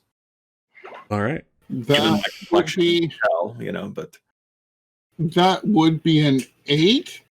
Saying staff will follow your directives, but get to select one response. I lose prestige. They gain prestige. They gain a suspicion, or they automatically succeed to direct me next time. No pressure, but pressure. I'll do it, but I owe you. But you owe me for one. Oh, you want to take that automatic? Huh? Yep. I will succeed on my next direct staff against you. Okay. All right.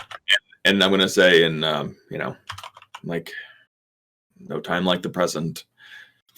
As you see, I'm sort of working myself up, and as I hear the voices, maybe a verse a little bit too close. I'll open the door, look both ways. Ring around the rosy, Hi. hot, full of cozy. And I'll head out. Ash, the staff falls down. Yes. Go Reynolds. Go. Go out on the grounds. Yep. Go on the grounds with a sack of My -1. a sack of dead animal to get rid of. Fitting end. Fitting end. All right. So let's see here. I'm going to say that so you're on the grounds, you're kind of looking for a place. Again, you probably grabbed a shovel with you as you were leaving. It's always right by like the door that leads out from this direction anyway. You kind of dig a quick little hole, put the sack in, put the dirt on top, and it's this time that you also encounter the gardener. However, he's naked and walking the grounds, and he kind of struts past you. He's looking at you. He says, "Air bathing." Kind of keeps walking. Take an air bath. Air bath. And that is traumatizing enough. We won't cause the actual trauma, but you'll want to not dream. Could be mental trauma. I believe trauma is either mental or physical. I'm not going to cause you the trauma. It's enough that you've had to face an oddity that perhaps no one will believe at this point. But yes, he does pass you by, and he leaves you there. And it's about then that you notice that as you're kind of turning back, the grave has dug itself up, and the animal is run away as best it can, dragging itself very quickly. That will cause you trauma. That's something you don't want to see again. And with that, we'll bring you into the house. There's a reason I don't go outside. Yeah, exactly. Stay in where it's safe. All right. All three of you are back. Yes. We'll put you all at that same place.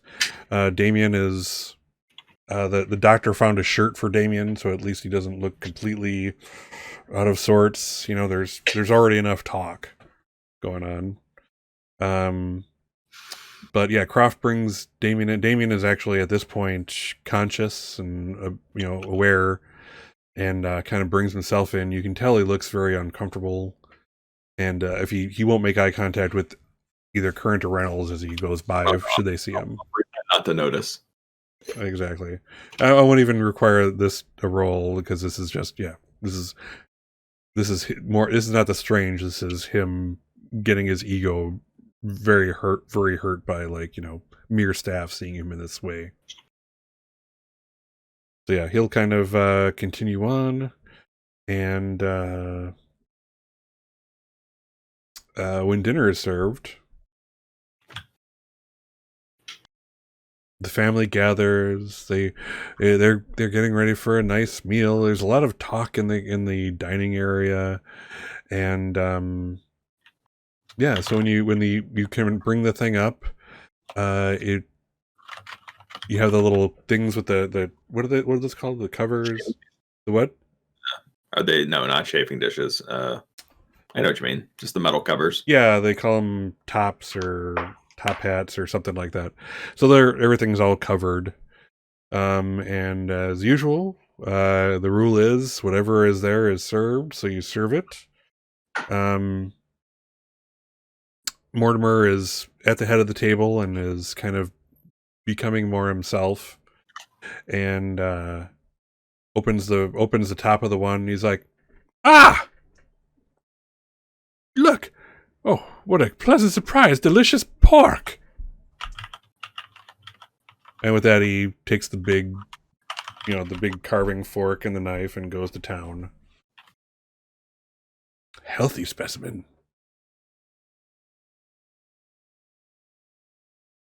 And yes, that's where we're going to kind of close out this episode. And the Malbane family has their dinner. And you all have nightmares and cry yourself to sleep. And otherwise... After eating spinach for dinner. What is that? After eating spinach for dinner. Spinach for dinner. That's what you're going to have? Spinach, a bread, something. Not meat. Not meat. Oh, yes. Vegetarian from now on.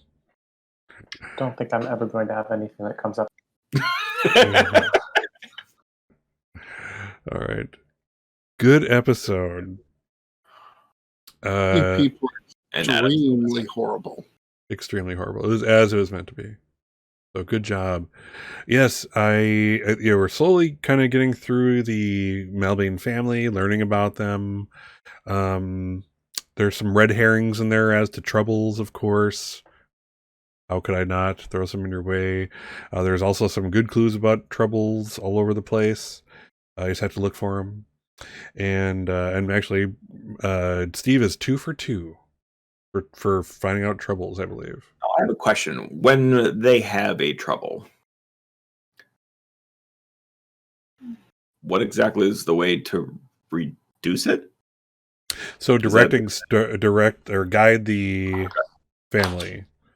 So you can it'll either reduce it or at least put, kind of sway it in a direction where it's not as troublesome or dangerous. Because, for instance, I know I narratively set up having makeup to replace Lady Malbane's lead makeup that she's been using. Mm-hmm. I took care of that, last session when Miss Croft went to the store, or the pharmacist.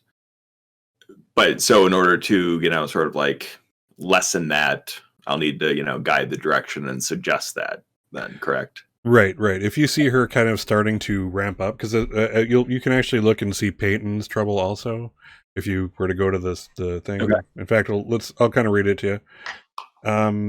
All right, so her trouble, and again, I put this, once it's discovered by somebody, all troubles are on the table. So Peyton finds that the stress of being married into the Malbane family are simply overwhelming and needs some sort of respite. Under the concept of better living through chemistry, it's amazing how relaxed and nonplussed what can be under the influence of laudanum. So normally, Peyton is very fidgety and jumps at the slightest start. She reacts if she's always being criticized and attacked by family and staff, but generally manages to take no offense. So level 1 is the clumsiness we've seen. Clumsiness, even in the most securely and safely placed items, seem to find their way to the floor, smashed to pieces. Level 2, too much honesty. Her normal refined ways and habits dripping with etiquette give way to actual telling the honest truth in situations where a small but helpful lie would have better suited her, etc. And level 3, it seems laudanum can be an aphrodisiac under certain circumstances, those being near overdose.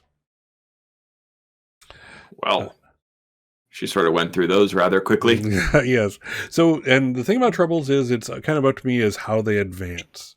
I can kind of, if I feel like a miss, like, makes sense to escalate it, or just time or the right situation. There's really no rules as to how I choose to make it advance, but I can make it advance through a session. I think the idea is like, you don't want it to be like, oh, everyone in the house is at level 1 and we won't see a level 3 till the 5th episode. So it's basically, the idea is that if you're if you're going to see a trouble, it'll likely at least build somewhat, if not to the top. They really help, besides their own shenanigans, drive things. Oh, yes, absolutely. Yeah, this would have been a boring episode had all the various troubles, not come together, etc., etc. There still was a shooting. There was a shooting, yes. And there are a few cruel moves that can affect troubles. Yes. The heightened attention, like instigate one, or one of them makes everybody's troubles level increase by 1. And another one allows you to just pick one family member and they're now at level 3 instantly. Crazy. Right. That's crazy. Uh-huh. I haven't had a chance to use that one yet. And I apologize to everyone for me using mine, but I wanted to find bottle of liquor, so sorry. Wait, what was yours? So mine is called an expensive theft. I have the option to take, some great worth, item in the house. After this, all staff will be suspected of the malfeasance and lose 1 prestige, as well as the growing suspicion of the family. Gotcha. Which was Bartholomew reacting. Right. Okay, which was good timing on your part, Scott. Right. Nice delayed reaction on it. You have to wait. You have to wait sometimes. But yes. So yeah, I mean, so really good stuff, guys. It's like I see the characters. I mean, I recognize the characters now by this point, and this is kind of funny to see again. We have to somehow make this right. We can't make everything go to hell. How the hell do we do that in Malbane Manor? So it's not just coming from one direction. So. Can I concerned about our jobs? Yes, Philip. Oh, can I try to confirm a suspicion with Damien on the drive home? Yeah, let's we can do that. That's fair. You definitely had to add, enough time to do so. So why don't we just do one last roll for the session? Sorry, I didn't realize that was how that worked. So. Oh yeah, no problem. Now that I know that's how it works. Yeah, so we'll confirm suspicious. Yeah, so roll persuasion. That'll be the last roll of the night. Okay.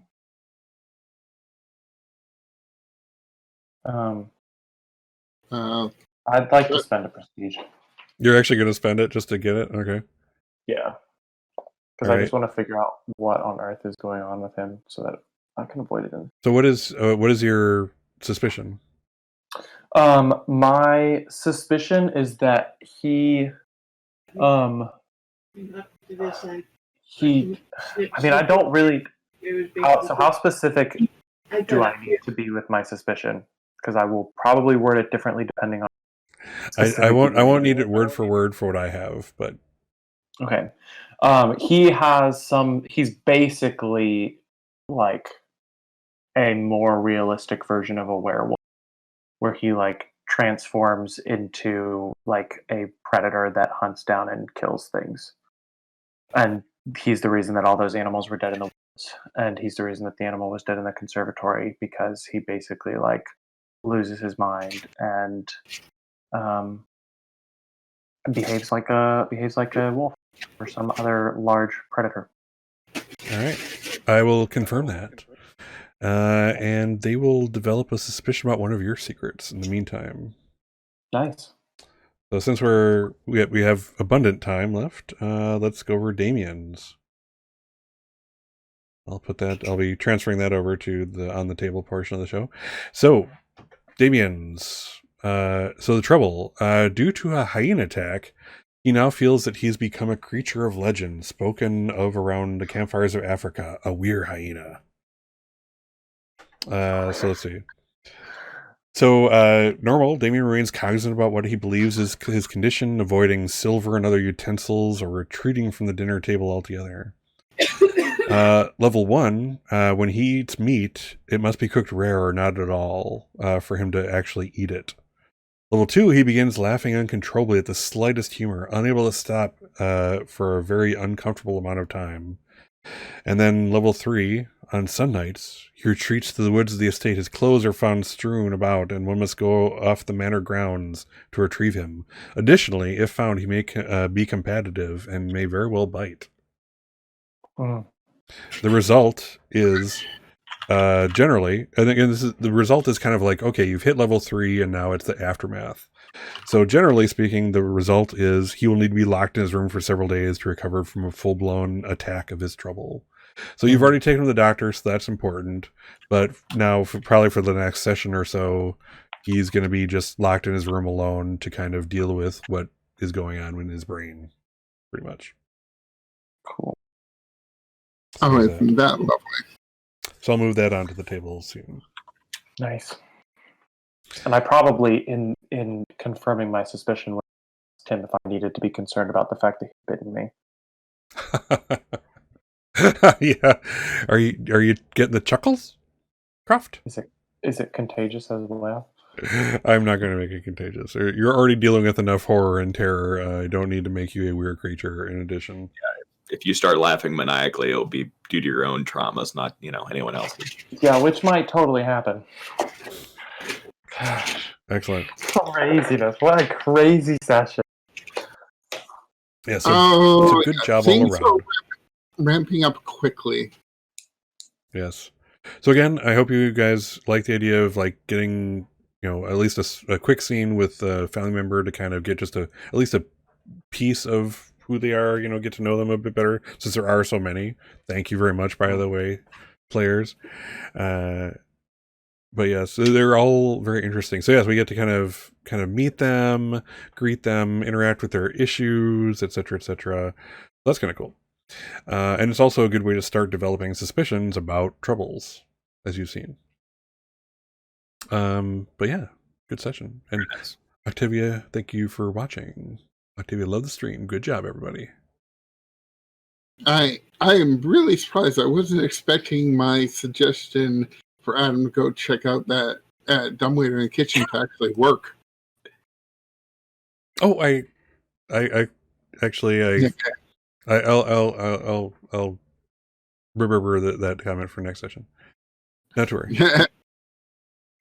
So yes, again, between the unexpectedly drunken Malbane, calling the cops without realizing it because he's drunk, or whatever, or concerned that there is a murder. Of course, they go. He's a rich person. He goes way overboard. The inspector. Now someone's looking for an inspector, who is now somewhere. And nowhere to be found, but nowhere. No witnesses. And then yeah, you have the Damien thing. So all very well handled.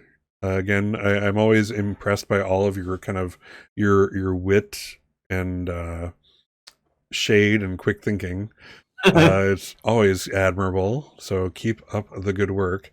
And all the while, you're totally I'm impressed with your characters. So keep up the great work. You're kicking butt. Seriously. That was a disturbingly oppressive amount of shade. That was the umbrella thing. Also very, very cool. I have to remember that one for my own personal use. Anyway, on that note, let's say goodbye to our players. Philip, thank you for everything. Have a good night. Yes, thank you. You as well. Excellent. Yeah, and just as a note, no matter what campaign so far Philip plays with me in, he's always somehow traumatized by the things that I end up bringing into the game. So yeah, so Kids on Brooms was not, it was a nightmare inducing moment here and there. So thank you for steeling yourself and doing this thing, Philip? Oh, of course. I think I have much better composure than any of my characters do. Yeah, probably. All right. Thank you, Jason. Thank you for everything. You've been awesome. Goodbye for now. For now. For now. But, well, at least until the next inspector arrives. Yeah, exactly. Oh my God. You're gonna stack them like cordwood. Cordwood. Yeah. I didn't even do it. Scott, I have ideas. I will message you this week. All right, please do. Awesome. Well, thank you again, Jason. You're awesome as always. I keep getting blamed for things. I keep getting left holding shotguns that I didn't even fire. Yep. See that things carry through from campaign to campaign, world to world. And here we are. Even in this game, I have to be the group mom. A little bit. That you kind of chose that though. The butler is kind of the group mom ish. I am aware of that, but yeah, I know it takes the energy out of you, like, yeah, I get you. All right, Steve, awesome as always. Thank you. Goodbye for now until next session. I will say, Philip, I love the just the dressing down of that inspector. Quite nice. Thank you. Awesome. As well as the note to the cook. Yeah, we won't do. Here's a dead body. You take care of this. Well, when will payment come due? I would probably have gone down the dumb way of the dead body. I thought that would have been fun too. Yeah, if That I'd would've been been able fun. to do that. Would it have? I'm curious how Adam had himself. If he can't lower himself down the dumbwaiter, that means somebody sent him down there. I believe there was a chat comment from last session. Somebody saying, I have not ruled out pushing someone down the stairs. I don't know. What is a dumbwaiter shaft but a very long stair? Oh, funny. All right, well, save I it. did not say that. I did not say that. Save For the record. Save the energy for next session. Save us. This is all good. Save the volatility, the anxiety, the anger. We get 1 prestige for the end of the session. Yes. Yes. So Gosh, take your. if I had not confirmed my suspicion, I would be able to. Yes. Things we Take regret. prestige. So just to be aware, Miss Croft, I have my eye on you. I have not forgotten what you did. Nor have I, nor should you. The goal is for you not to forget. All right. I wasn't there, so I just heard rumors. Funny. Great. All right. I was prepared to use the wound in my hand to cover up the blood trail. My bandaged hand and possibly poking it again. Save all the energy. Save it. Bottle it up inside. Bottle it up inside. Like all of our emotions. Yes, let your fury grow, and then eventually. Exactly. All right. So, last but not Eye on least, you. I am Scott's Case Files, and we're signing out for tonight. If you're watching me on Twitch, be sure to follow or subscribe. All my social media stuff is below. If you're watching this on YouTube, all of the description stuff is below. Check that out. And think of subscribing and hitting the little bell to be alerted when I upload stuff, which is weekly. Mostly actual play stuff, as you see here with these awesome players. And again, I hate to gush. Again, I put them in like malevolent situations again, because that's like literally what my job in this game is. And they handle it always so well with finesse, wit, charm, etc. So good job. So on that note, signing off. I wish you a fond farewell. Take care. Be good to each other. Far better than the Malbanes. Go forth and do no harm. And take care until next time. We will see you then. Bye for now.